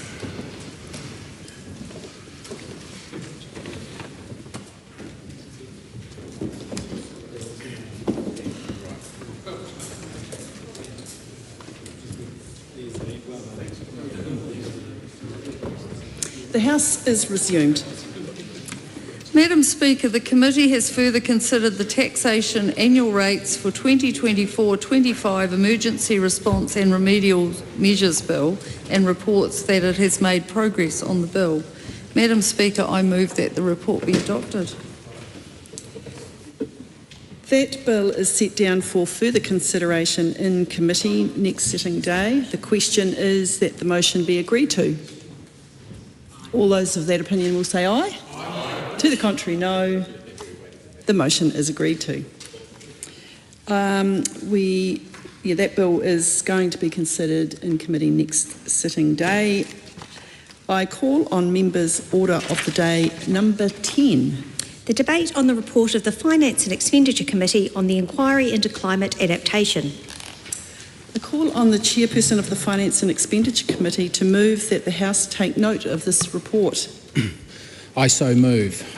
Madam Speaker, the Finance and Expenditure Committee's report on the inquiry into climate adaptation presents an extensive set of recommendations designed to comprehensively guide New Zealand's strategic response to climate adaptation.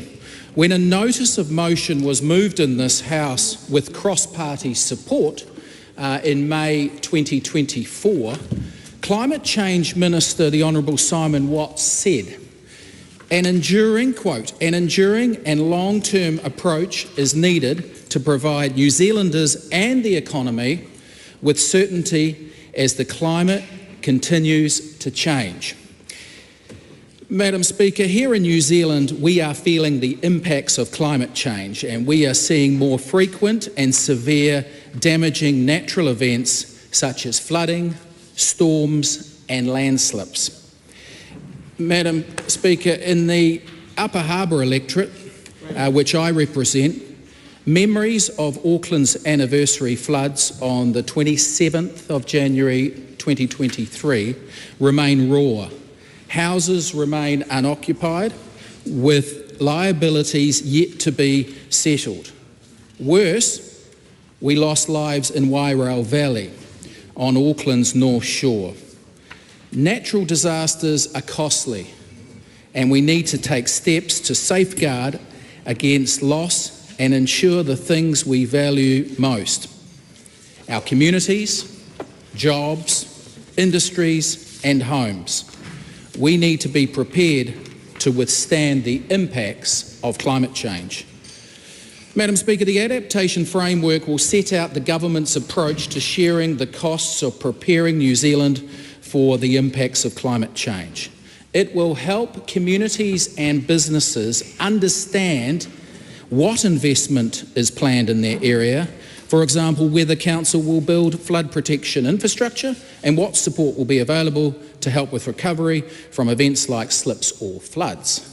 It will also seek to improve the way we share information so everyone can make informed decisions about how they manage risks. The framework will guide decisions before a severe weather event happens and responses afterwards, meaning we won't have to start from scratch every time. Just on that, Madam Speaker, work by this coalition government is already underway.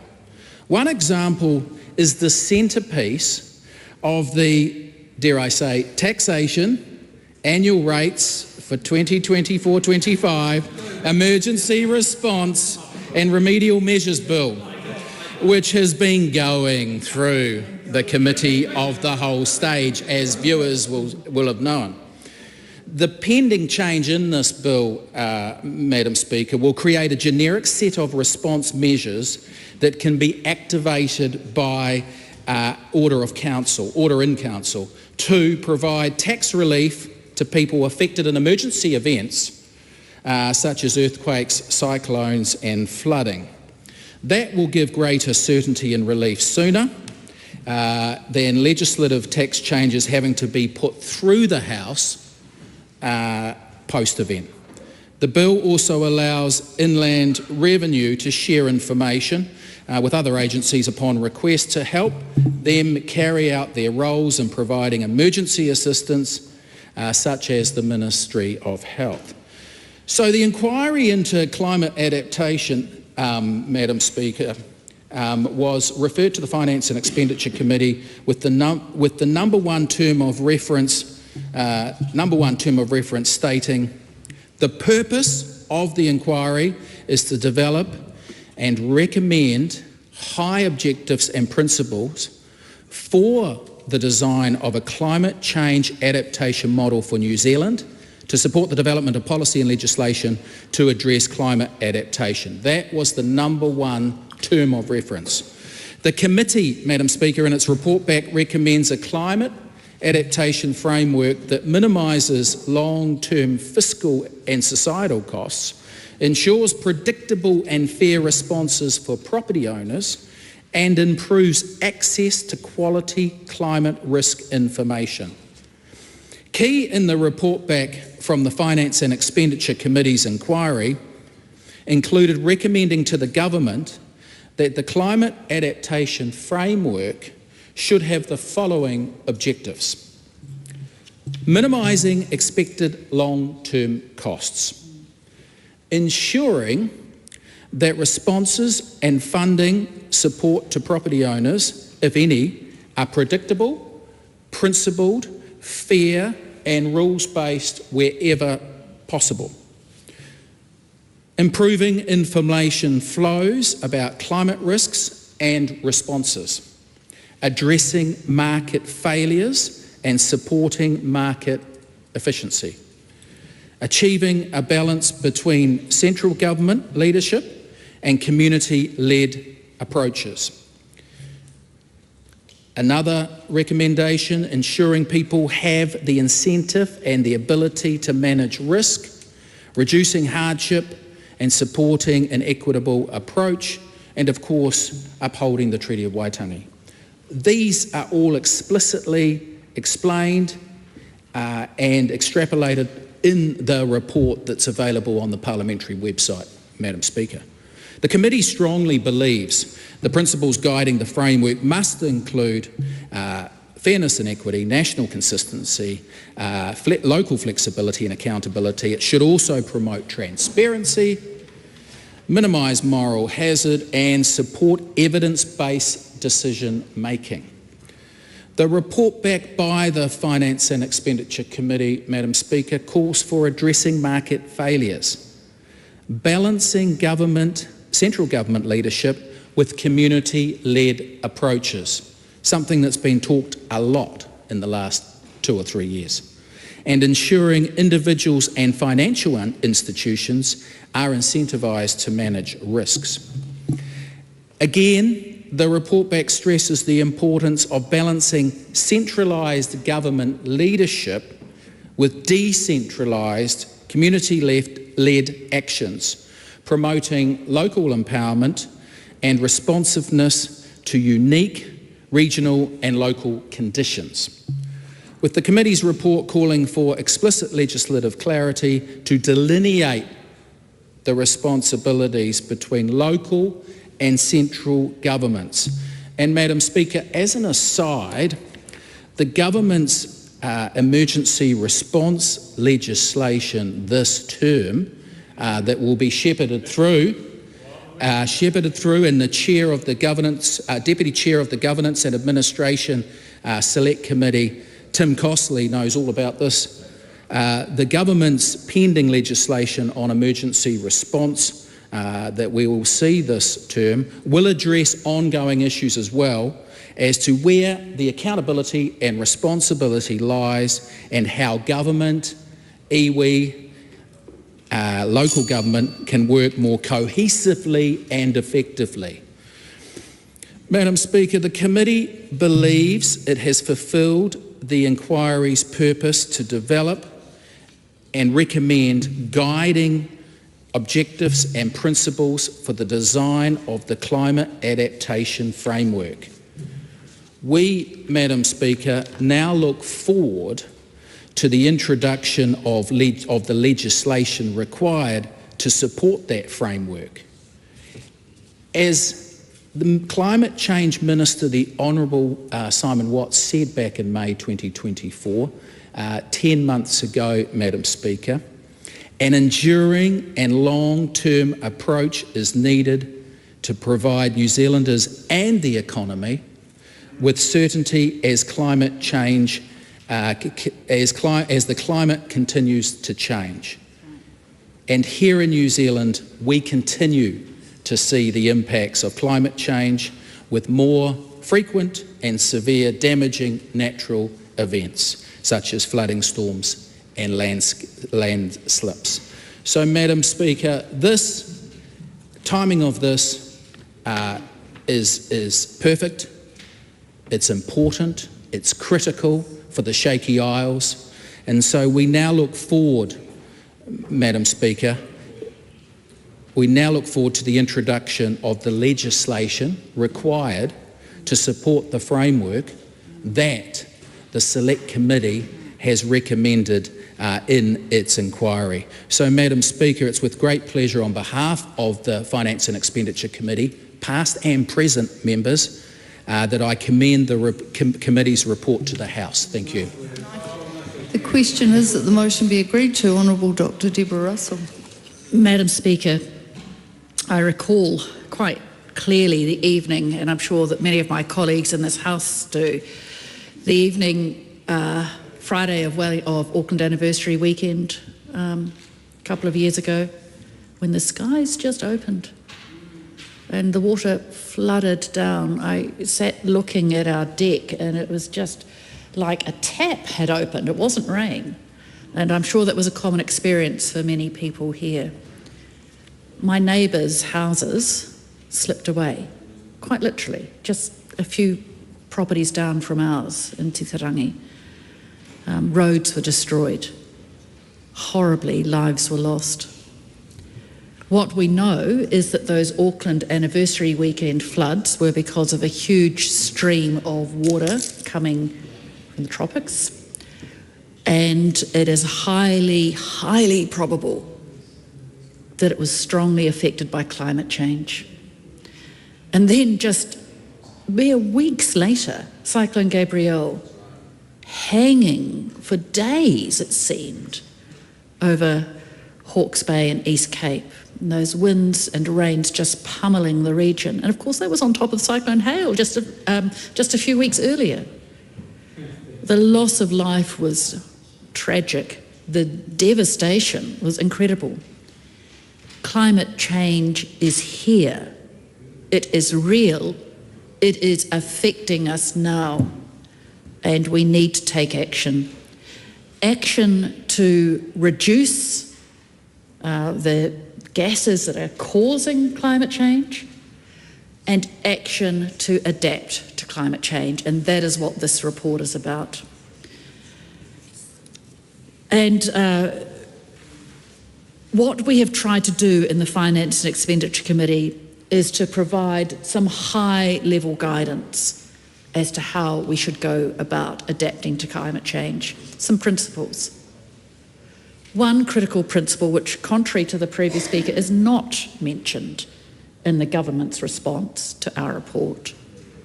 One critical feature is ensuring that the treaty is honoured, that we take notice and we use Mataronga Māori, that we actually contemplate the particular issues for Māori that are caused by climate change. Now, Mataronga Māori will tell us about the climate that has been here for over, the knowledge of 1,000 years here, tells us where the floodplains are, where the weak points are. Mataronga Māori has that knowledge that we can use. The particular issues concern Māori land, some of it more fragile than land that is held by those of us who've come to this country later. It concerns Urapa, it concerns Māori communities that need to be moved. We must take explicit mention of Māori in our response. And despite the government saying that we have to have an explicit we have to have a commitment to, I guess, fairness in terms of the costs that are paid, in the government's response, we need to see more of an analysis based on a word that is hardly ever used in New Zealand, class. Poor people are already hit harder by climate change. Poor people already live in areas where housing is cheaper. Housing that is cheaper because it is on floodplains or in areas that are swampy, that are already affected. And to try to run a response to climate change that does not take notice of the fact that some people are affected worse than others because the property they hold can't be sold because it's already, it's just, that is critical. If we think about South Dunedin, a poor community that people buy into because that's where they can afford housing, because they can't afford to go up onto the hills, then they are already impoverished by our social systems and will be impoverished further by climate change. We must take notice of social equity in our response to climate change. And above all, we must enable people to take action. That's why those data flows are important. The simple actions that people can take every day so that they feel empowered, and the big action, assessing the risks for their future. So that's what we need to see. Attention to Māori, attention to class, attention to information. That's what I'm looking for from this government. Madam Chair. Francisco Hernandez. It's okay. Francisco Hernandez. Thank you, Madam Speaker. Yeah, I think it's appropriate that we're discussing this today, given that it's been 2 years and 1 month since the anniversary of the North Island severe weather events. As the previous speaker already articulated, it was the Auckland floods, and then that was followed by Cyclone Gabrielle. And look, we need to acknowledge the importance of the emergency management response throughout these events, and also not only the emergency management response themselves, but also the cleanup crews that came to clean up the incredible damage that occurred. And it's in this context that we discuss the concept of adaptation, because adaptation is important to stop getting these emergency management events even worse. Adaptation is important to make sure that we actually plan for events. We know that some communities out there are already leading and doing great mahi on the ground, and I wanted to acknowledge the great work that the South Dunedin Future people are doing, and also local councils and regional councils like the ORC's Climate Change Risk Assessment. We know that every dollar spent on climate adaptation saves $5 to $20 in later costs. But we also know that mitigation is still the most effective form of adaptation. Every additional degree that we go beyond 1.5 means increases in the intensity and frequency of temperature extremes and exacerbates droughts and critical climate tipping points, which may become irreversible. And I'm really proud of the way that FEC worked together on this. I was not the permanent representative on the committee. My co-leader, Chloe Swarbrick, was, but I was occasionally subbed in, and I saw the committee members of all parties and of all stripes working together, because this is an issue that we need cross-party consensus on. And we've got an amazing template to base this on, which was the Zero Carbon Act. That is the template to make sure that we pass an enduring cross-party law that can actually stand the test of time and endure different changes in government. So we're really encouraged to hear the speeches of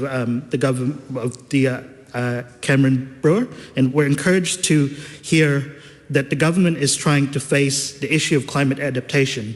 This is something that successive governments haven't quite gotten right yet, and it's still not quite there yet, but we're here to help in the spirit of constructive engagement. So what would the Greens like to see in the Zero Carbon Act, except for in the context of climate adaptation? Well, first and foremost, we would like to see Māori centred as treaty partners. Māori are already leading the way in many parts of New Zealand, and whenever an emergency management situation occurs, we always see marae and Māori generously opening up the marae and helping. We need to resource and make sure that partnerships are being established to support the great work that's already happening, whether it's in the emergency response itself or it's in the research base that Mataranga science can give us. We want to see local government resourced with strong incentives and local governments and expectations as well to do land use and adaptation planning. Individual risk management isn't an appropriate way forward when we can do land use and adaptation planning, and equity and community-led approaches must be at the heart of this. Where appropriate, of course, the market will have a role, but there are holistic and moral judgments that markets cannot consider, and inequities that a purely market, individualized risk approach would exacerbate. Equitable and community-led approaches would also avoid a problem that centering a solution based on minimizing long-term financial costs would create. We need to incorporate social and environmental costs rather than just relying fundamentally on bottom-line issues. We need to make sure, and now, as one of the famous lines in New Zealand goes, show me the money. Now, who will pay for this?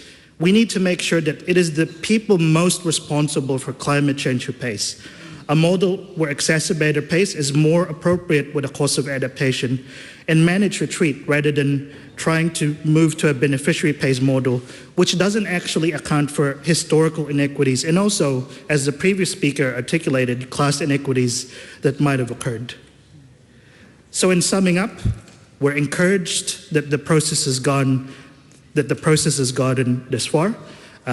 We're encouraged that the government is opening up extending the olive branch And we really want to work with the government and work with all parties on one of New Zealand's most critical climate issues. Kia ora. Mark Cameron. Thank you, Madam Speaker. I wanted to acknowledge Cameron Brewer for bringing this this document to the House today. I think it's a wonderful document. I haven't had the luxury of time of reading it all, but I do acknowledge Cameron Brewer and his team. Madam Speaker, as you'd acknowledge, I'm not a member of the FEC committee, but periodically, as the former Speaker just mentioned, sit in the process. And I'm cognizant of the very many issues that the member Cameron Brewer opened up with his 10-minute speech in terms of climate adaptation. A couple of notable points, if I can, Madam Speaker, from me. I think we all agree in the world of equanimity being the rule of the universe, that we have two opposing forces. There's going to be an outcome, and sometimes it's the coastline of New Zealand. And New Zealand is a wonderful little country, but subject to all manner of geological forces, including climate change. And out of interest, I thought I would learn a little bit on the hop, as you do, try to ascertain what the length of the coastline was and the areas subject to coastal erosion, which come up all the time, especially in this report, and it's 15,000 kilometres in length. It's 1/3 the length of Australia. So there you are for those that like numbers. And just to add a little bit more context, nearly 270,000 square kilometres of a little wee country that has all manner of coastal erosion to be dealt with. We have earthquakes, plate tectonics, and obviously volcanism. That's our story in New Zealand. The real questions are, and as I rightly point out, I'm not a member of this committee, but I'm cognizant of the issues that have been brought to the House today, as how do we pay for it all? How do we equally protect the property rights of those most affected? That is the reconciliation that I think Cameron Brewer and his team are grappling with. No easy challenge, no easy feat, but I am sure with the people of like mind in that committee, they will work through what climate adaptation looks like. Now, I think we agree on a couple of things. Climate adaptation and how we ameliorate the things to do with climate change happen in two sort of fashions. You know, climate change by virtue is either a gradual thing, depending on the geography and the area that you are surrounded by, or in the the case of coastal erosion, inundation can happen very, very quickly. So the real issue is that how do we put the protective mechanisms in place, the right regulatory barriers, the right investment strategies, and it could involve private sector public partnerships that help people that have a reluctance to move to invest in seawall technology, that could invest in levees for drainage and irrigation. All of that is something that we have to reconcile. A couple of notable points that my colleague Simon Court, who would normally be speaking on such things, did sort of elucidate and offer to me. We can't have extreme examples as being the template for how we work through this. Periodically, we do have extreme weather events, and we can't afford, as a parliament, to overly politicise them. More importantly, as he rightly pointed out to me in discussion, it's how we deal with the continuation of climate change. It's been going on a long time, and evidently, as populations move into areas which is more heavily affected by it, we as a parliament and the people that we represent have to balance those realities. So I'll tie off there. It was an absolute privilege again to share a few thoughts, and I thank Mr Brewer and his very capable team on bringing Cameron Brewer this very important document to the House. Jamie Arbuckle. Thank you, Madam Speaker. I rise on behalf of New Zealand First to speak on the inquiry into climate adaptation. Madam Speaker, it was a very complex thing to be a part of. It is many views out there on the climate, and there is long-term and short-term implications. but the exact nature and magnitude are uncertain. And what I would like to say today in this House is some of the modelling that is used around the country, and we have this ridiculous RCP 8.5 worst case scenario model that is being used that is basically crippling the country, and using modelling like that will not get us forward here in New Zealand. This legislation, what's going to be formed later in 2025, is something this report will inform, so we're really happy that the recommendations and the guiding principles and the objectives that have been put forward will help that piece of legislation. But again, we in this country, we will not change the climate profile. We've got to be thinking about practical solutions. And New Zealand First is a party that we are not we are against pollution. We do not want to see our waterways wrecked. We don't want to see our air, soil destroyed. We want to look after those things. But we've got to be practical about what we actually do. And when you think about some of the issues that are happening around New Zealand at the moment, it's things, if you go back in the decades, around river control and actually getting a digger in and actually digging out and getting gravel extraction. And we're actually creating problems for ourselves by actually not allowing simple, practical things to be delivered. I'm proud to be part of New Zealand First, and through the Provincial Growth Fund and the Regional Infrastructure Fund, we have put money into practical projects like river protection. And through the Parliamentary Library, I did a bit of research, and there's been over 100 projects, Madam Speaker, that the party and those funds have actually gone into. And even if I think about where I'm from in Marlborough, just simple projects in Spring Creek, for instance, where protection is needed, what will save colossal amount of damage if the work isn't done. So New Zealand First is about those practical responses. Also, water storage. You know, we know some areas of New Zealand are getting drier. Some places are getting wetter, and it's again using common sense and water storage and getting that into the right areas and investing into those right areas. So again, this response will form a framework, and again, what I want to emphasise is it's about risk and actually getting that balance right. Through the submissions, we did hear around South Dunedin and also West Coast, and the Honourable Mark Patterson next to me, we actually travelled to the West Coast and actually talked to the council, and actually the planning that they need to do in certain areas to move infrastructure, and that's something the government also needs to be well aware of and a part of that conversation. Through the inquiry, we heard about who should pay, whether it should be government, local government, individuals, insurance, so getting that balance right. Also, one of the most important things is accessing information and who holds that data. That's going to be critical, and it's got to be information that's easily accessible to everybody. We've had the experience, again, where I live in the Marlborough Sounds, to see the climate change and around the roading and the infrastructure that got destroyed there. But again, it's about the practical solutions and working on ways to actually resilience and doing a better way forward.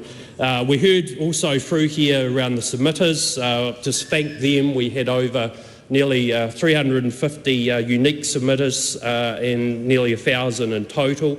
But the one thing I do, Madam Speaker, in my final 20 seconds is want to go to the Ombudsman's information to us. And he actually talked about a playbook, and he talked about setting high levels of rules understood by everyone, including central and local government. And to me, that is what we all need. We want certainty, and we want to know what actually happens when a disaster hits. Debbie Ngaururu-Peka. Tēnā koe te pika. First of all, I'd like to also commend the Select Committee for the work that they've done, and to Cameron and I think Stuart prior. This is the second time that we've had the privilege of hearing the government recognise the upholding of Te Tiriti o Waitangi, and so I want to give real accolades to that acknowledgement. A critical part of us being able to look after each other in a crisis is actually just accepting who we are and the strengths that we have. I really acknowledge that there was the movement towards the community-led solutions. Part of the problems when we've seen crisis, and I've been to many of them, has been the bureaucracy and the devolvement of funds in real time. And I think going down a pathway where the inquiry has acknowledged that finance needs to be released, it needs to be community-led, local-led, is really great. I think the framework has merit if it follows the recommendations from the working group, and I can't remember what their full name, the Climate Change Adaptation Technical Working Group, because I think it was real practical and they had some really great advisors. Some of the things that I'd like to go into is investment, and agree actually with the previous speaker, is that everyone is looking, and I can't believe this is Thursday afternoon, everyone is looking for certainty and clarity at our worst time. And it seems, and I agree with Greens, that we're at a period where we are normalising adaptation speak and mitigation isn't a deal. It worries me that we're giving up the mitigation speak because there are fossil fuel implications on climate, and I just want to put that there. But one of the things that we must do in order to reduce exposure to the at-risk communities who are often hit the worst and take the longest to recover is the responsibility and the accountability to the regulators, those that are allowing the pollution and different aspects going on, and where the liability sits. I come from a decommissioning region where I've seen it done really bad and really good. So I think those are aspects that need to be considered. Some of the things I want to talk about, the Provincial Growth Fund. Actually, I was on the board that initially came from, He Kaika Kuringa.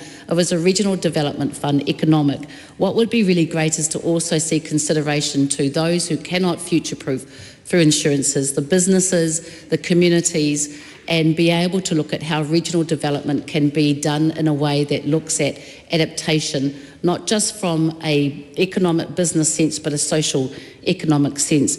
I think the regional commissioning agency models that we see in whānau ora would work really well in adaptation models as well. Some of the things that really plague Māori from being able to recover quick and rebuild things such as papakainga is the financial mechanisms. So the fact that we can't release capital for collectively owned land, for collectively owned businesses is problematic, and I think that helps economic recovery. Government procurement processes also, and again I know that this is just thinking and looking ahead, is problematic. In fact, it's downright cumbersome, and often they are a wall versus a door. So I think some of these things need to be factored into when we're looking at reducing and addressing equity. I think also some of the aspects of that we've heard and seen in some of the regional discussions that I've seen post-crisis is the aspects of, and why I talk about government procurement, is this public-private iwi partnerships. And it's been mentioned all the way here where iwi belong in the future planning. I really love that mātauranga Māori has been captured by the committee. The fact that it's ancient knowledge, and they will say things such as, don't change the mauri of the awa. Now that gets all sort of, oh my gosh, culture. Actually what it means is because there's context here, we had designers from the Northern Hemisphere trying to put designs into the Southern Hemisphere. You move it too much and there's flooding. Those are some of the things we've got. So it's lovely to hear that that's been agreed on, but the financial capacity to adapt long term needs to be the big aspect here. We're making decisions today for all of our grandchildren tomorrow, so I would hope that some of those aspects are again captured in the framework. I'm aware that policy making is going on now, but the critical part of us being able to adapt and be able to prepare is that we loosen it up for all communities who are there firsthand and first of all. And that is a critical part of where we've seen the resourcing hasn't worked for a lot of our communities. Anyway, appreciate all the work done. Thank you. Nancy Lowe. Speaker, it is a privilege to speak today, a government member on the Finance and Expenditure Select Committee, on our inquiry into climate adaptation. Now, I have to firstly say a huge thank you to all the members on the Select Committee, including our former Chair, Strait Smith, and all the former members on the Select Committee who worked many hours on the inquiry to climate adaptation, including Catherine Wedd, who's always there talking about the impact of that devastating disaster in her electorate in Tukituki, but also to the huge amount of work that the current members on the Finance and Expenditure Select Committee have been powering through. And here I must also say a huge thank you to the Minister of Climate Change, Honourable Simon Watts, because what he did, and this is a little story within our inquiry, where he moved a motion to refer the inquiry of the climate adaptation from the Environment Select Committee to the Finance and Expenditure Select Committee for one reason, because the Finance and Expenditure Select Committee includes all members from all parties in this House. This is him and our government trying to make sure that all opinions, all voices from all parties representing all New Zealanders have a chance to raise their opinions and have their voices heard in the inquiry for the climate adaptation. So thank you, Minister of Climate Change, Honourable Simon Watts. Now, key findings of this inquiry, I've summarised it into a few things, which is also already mentioned by the many speakers before me. Number one, the scale of the challenge for New Zealanders is enormous. Number two, there are confusion between the roles and responsibilities between central and local government, between private sector insurance, between individuals. Number three, who is paying for the challenge that we have in front of us? Number four, what about the managed retreat and also the at-risk properties? Number five, the role of Māori and Māori communities. And number six, better data and transparency. So what is the government doing? From the inquiry of climate adaptation, the government is demonstrating our commitment to ensuring that New Zealand has a comprehensive and a fair climate adaptation framework leading into the future.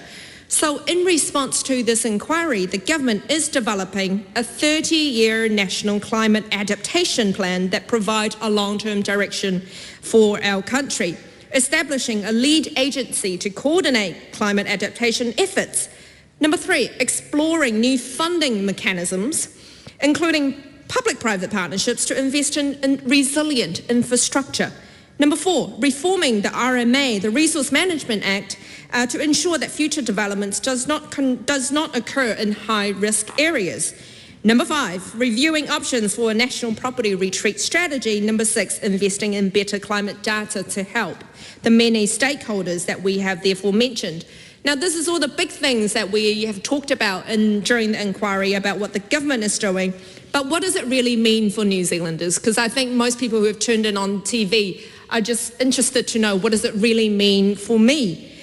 So for many Kiwis, climate adaptation may seem very far and very huge, unless it's a disaster that hits you right in your doorstep or in your backyard or in your neighbour for that perspective. But it means the impact to homeowners who need clear policies on insurance, risk and retreat. It means for councils who need funding certainty and legal clarity so they can plan for their infrastructure. It means for farmers whose land and water security have been under a lot of pressure and challenge due to climate shifts. It also means for businesses who needs to know how to manage and plan for their supply chain disruptions and workforce stability. But it also means for business builders and developers who need certainty about where and how they can build in New Zealand.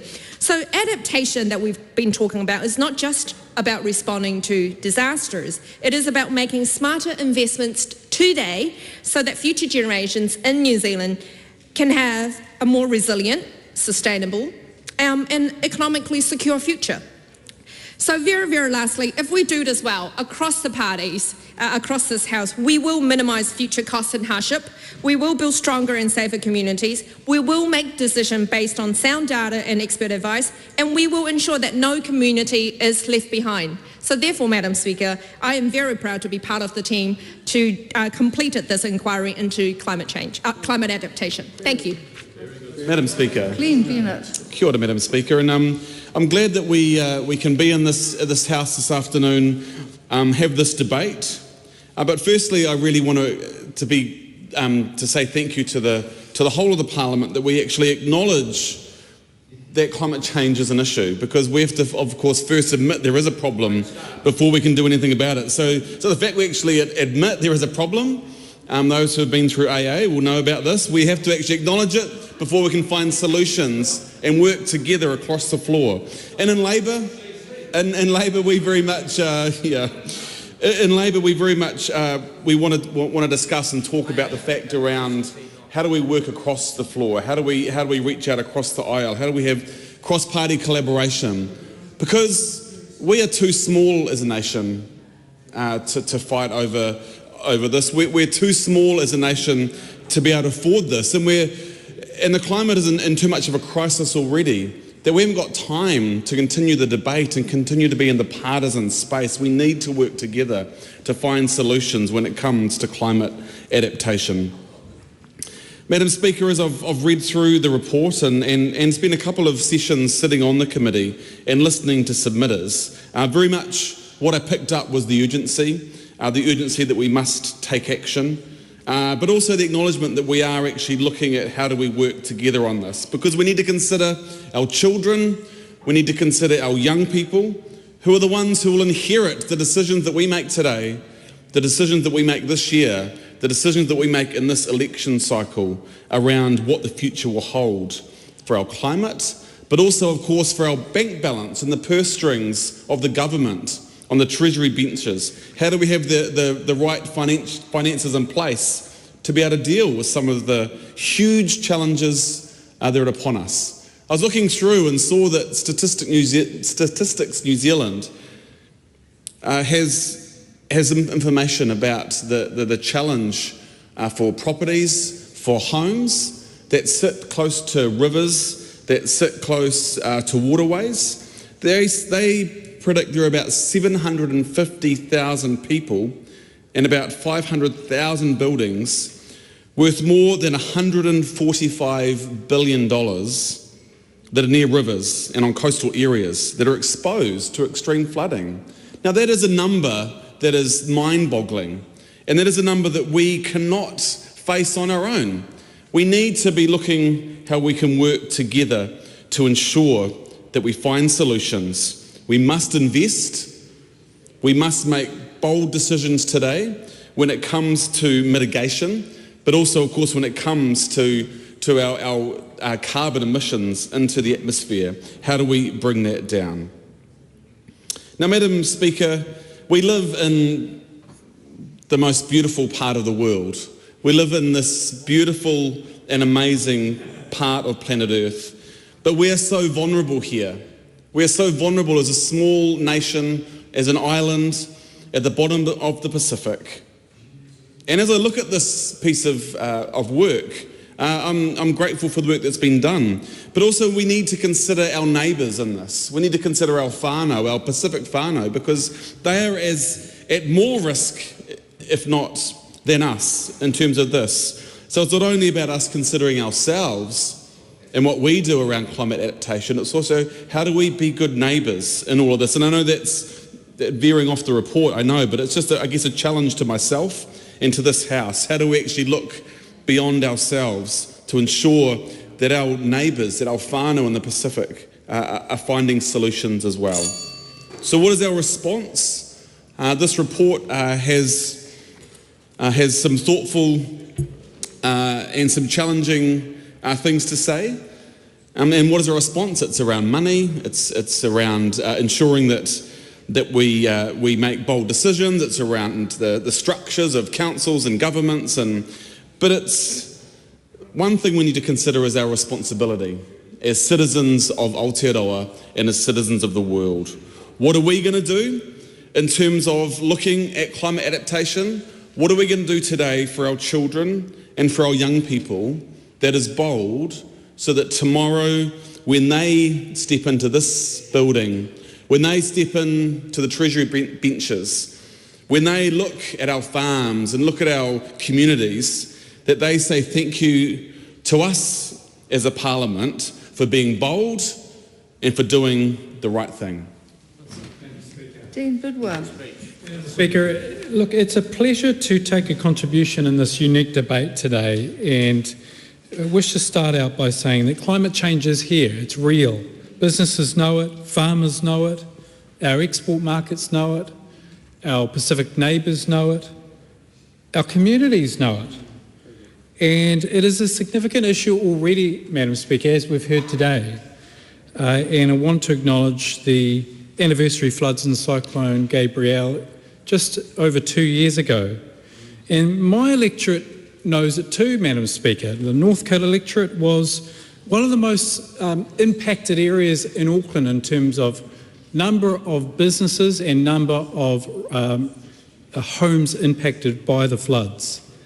And there were, in fact, as my colleague Cameron Brewer pointed out, 2 lives that were lost in the Warao Valley area.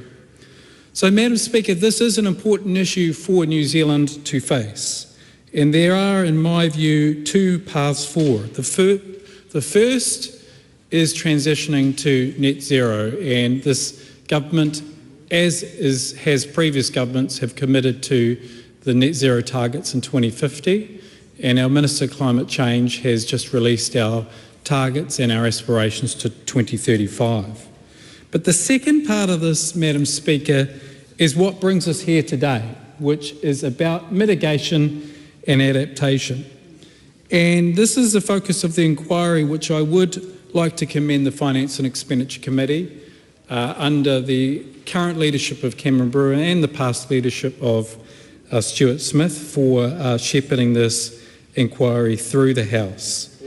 And this inquiry really is about developing a set of recommendations for climate adaptation.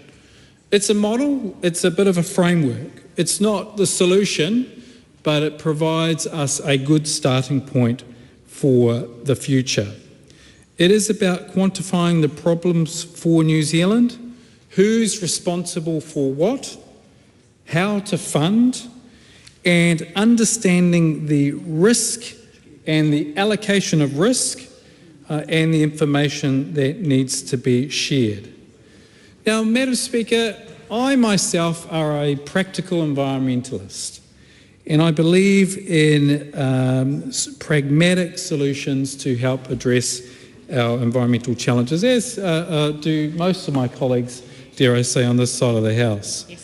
And this inquiry made some really good practical recommendations around areas such as information sharing and making sure we've got adequate information that's shared both locally and also at central government level. Ensuring that assets are priced accordingly to the associated risk. And really what we're talking about here is physical assets, homes and businesses. And if I look at my local electorate of Northcote, there are areas where the insurance premiums are going to go up. They've already gone up, but they will go up to such a high rate that makes them uninsurable. Because guess what? A lot of our councils approved many years ago for building of homes where we shouldn't have actually built them. A third area is around incentives to reduce risk, and that is an important aspect to take as well. A fourth area is in responses and funding in those responses, making sure that they are fair, predictable, rules-based and transparent. And again, Madam Speaker, I bring it back to my local electorate in Northcote and the hundreds and hundreds of people that have been impacted to this day suffer from mental distress because of the process that they've had to go through. And I know our Minister for Civil Emergencies, Mark Mitchell, has done some reports into the best way in order to respond to civil emergencies, to provide clarity for those who are impacted, and this report touches on it as well. Finally, Madam Speaker, it talks about the roles and responsibility both of local communities, local governments, private sector, but also the government as well. So in closing, Madam Speaker, this is a tool in the toolbox. We don't need more reports, we actually need action. And so I'm really proud of the work this government is doing to ensure that we thrive, and I commend this inquiry to the House. Honourable David Parker. Thank you, Madam Speaker. Can I begin by thanking the Finance and Expenditure Committee, and in particular Stuart Smith. I know that Mr Smith has had a long-term interest in climate mitigation and adaptation, and has been part of the cross-party groups like the Globe Network, and he is respected for his role in that. Can I begin by just recalling, it's just not so long ago that we had these rivers of rain, absolutely phenomenal rain events. I can recall in Auckland during one of those events, I was just amazed to walk just down the bottom of my street, which has got quite a slope on it, to find that there were houses flooded at the bottom where Greyland Park filled up with water, and the river that was on the roads was absolutely phenomenal, and about 10 houses, 7 to 10 houses have been removed just from the bottom of my street. I was one of the first that was in fact I think I was the first MP to go into Wairoa following the terrible events there, and we flew up the Esk Valley. There's no way the Esk Valley can be protected by flood banks because there's not enough room for flood banks, as well as the other activities there, and the tragedy in that area. And Ms Wedd's now electorate, I remember Anna Lork taking us around the Tuki areas where the slash and the phenomenal water flows had ruined so much there. So we really know enough now to know that we've got to follow the recommendations that are outlined in this report, which are essentially to protect, avoid, retreat and accommodate. Now, in respect of the avoid, we really must be at the point where we're going to have some pretty strict rules about new risk being placed in areas where we know there is climate risk from flooding or landslips. And we must, I think, in this House take responsibility to make it easier for councils to make those difficult decisions. Property information memoranda ought to be able to be readily changed by a council without them facing litigation risk from people who are dissatisfied that that impediment shown up on their property record somehow affects the value of their property. We've got to inform the next purchaser of that land so that they can avoid risk. In respect of accommodation and retreat, I think we need to move on from theoretical constructs and actually have some practical examples. And there are some councils around the country doing some fantastic work, and in particular the one that I'm aware of because I'm originally from there and I've followed it through the years is the Dunedin City Council with the Otago Regional Council. A very capable council through the decades who have been grappling with these issues for South Dunedin. Some members of this House may not know that until the Hobson Street apartments and the like were built in Auckland, the most densely populated area in New Zealand was South Dunedin.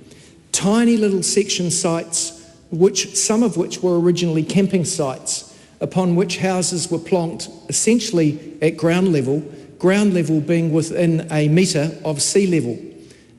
Even when I was a child, before we had the sea level rise issues, there have always been problems with digging drains in winter in South Dunedin because the water table is so high. Now the council there has done some fantastic preparatory work. They've already got their risk zones shown on maps. They've already got rules that say that if you're going to build another building in those areas, another residential lot, it's got to be movable. It's got to be on piles that can be jacked up and taken away. Very practical step. They've now moved to identify the areas which are lowest that need to move first. And they've identified that they've got sports grounds in the area which are higher, a metre or two higher, and they're suggesting that the lowest areas should move to the sports grounds and the sports grounds should go to the low areas. Very, very practical work that needs a bit of help from central government not a lot, but a little bit of help from central government to make it happen. In addition to that, they've purchased Forbury Park. Forbury Park was the lowest area. It's a former racing area that has been closed down. An enormous area to act as a reservoir of water in big rain events, but also in terms of the diagram that's shown on one of the pages here about how you accommodate climate change. They've got some very interesting plans for low-cost housing on stilts, so that it's more than the flood range away. You have your car downstairs and the house is on stilts, and when you do have a big event, it's not at risk of being flooded. That is a very practical example. There's another one in Westport that needs to be carried forward, the relocation of the town. And I think we have to experiment by doing now, rather than writing more plans as to what we might do. We actually need to crack on and do it. Yeah. Madam Speaker. Catherine Wedd.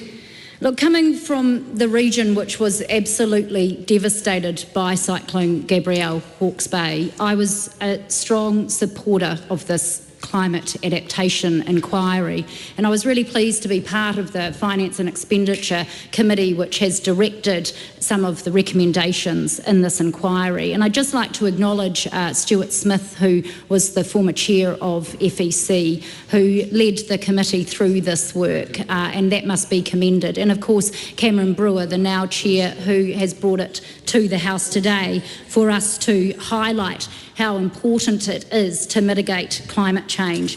And it is really pleasing to see the Minister of Climate Change, Simon Watts, looking at this inquiry to ensure that he directs some legislation to put in place a framework to ensure that we are prepared for climate change. And it's also great to see the cross-party support across the House on this very, very important issue.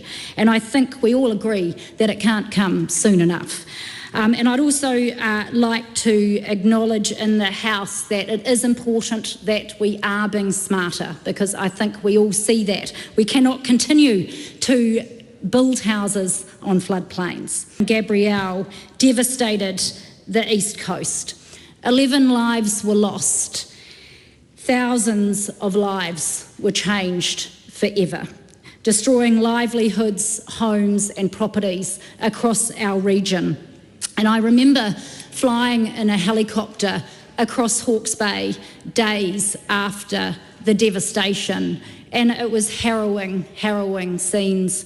It was really, really emotional. And I must say there's an image that has always stuck with me, and it was looking down at a home and the roof of the house, and there was a hole in the roof of the house, and that family had struggled to get out of that house, and they'd had to push a hole into the roof and get out on the roof, and they were rescued by an incredible hero in our community, Cameron Taylor, who rescued dozens of people that day. But it could have been a lot worse, Cyclone Gabrielle. But it certainly wreaked a lot of havoc across the region. Up to, some people estimate, $14 billion worth of damage. And the insurance claims alone were $1.79 billion. And the government forked out billions and billions. Roads, bridges, infrastructure, managed retreat, Category 3 buyouts, silt removal and clean-up costs, flood protection, businesses, farmer and financial assistance, civil defence emergency payouts. And then there was the huge individual and private costs that are hard to quantify. The farmer cleanups, the tracks, the diggers, the fences, replanting crops. And then of course there were the uninsured properties, which of course again was really devastating. And I was out recently with some homeowners who were uninsured, and they are still going through a lot. But the list goes on when we quantify the cost of these natural disasters. And much of the flood protection work in Hawke's Bay is still not complete. In fact, some of it hasn't even started. And hundreds of people in communities like Pakawhai, they're still waiting in limbo because many of them are in the Category 2C category, and work still needs to be done on the flood protection for them to be able to move on with their lives. And of course then there's some of those families that are still going through the Category 3 buyouts, and this is incredibly stressful, and that's why it's really, really important that we have a framework in place to mitigate the risk of climate change. And through this inquiry, we did talk about various areas. We looked into many areas, but one area and something that we recommend in the inquiry is looking at central government involvement versus locally led. And this is something I think we need to draw on and learn from in terms of Christchurch and what happened there with a very much government-led approach to then Hawke's Bay with the locally led approach. And we need to take learnings from that and find a balance in between. But I'm really looking forward to this framework and the legislation that will be brought by Minister Simon Watts. Thank you. The question is that the motion be agreed to. Those of that opinion will say aye. Aye. To the contrary, no. The ayes have it. The House stands adjourned until 2 p.m. on Tuesday, 25th of March.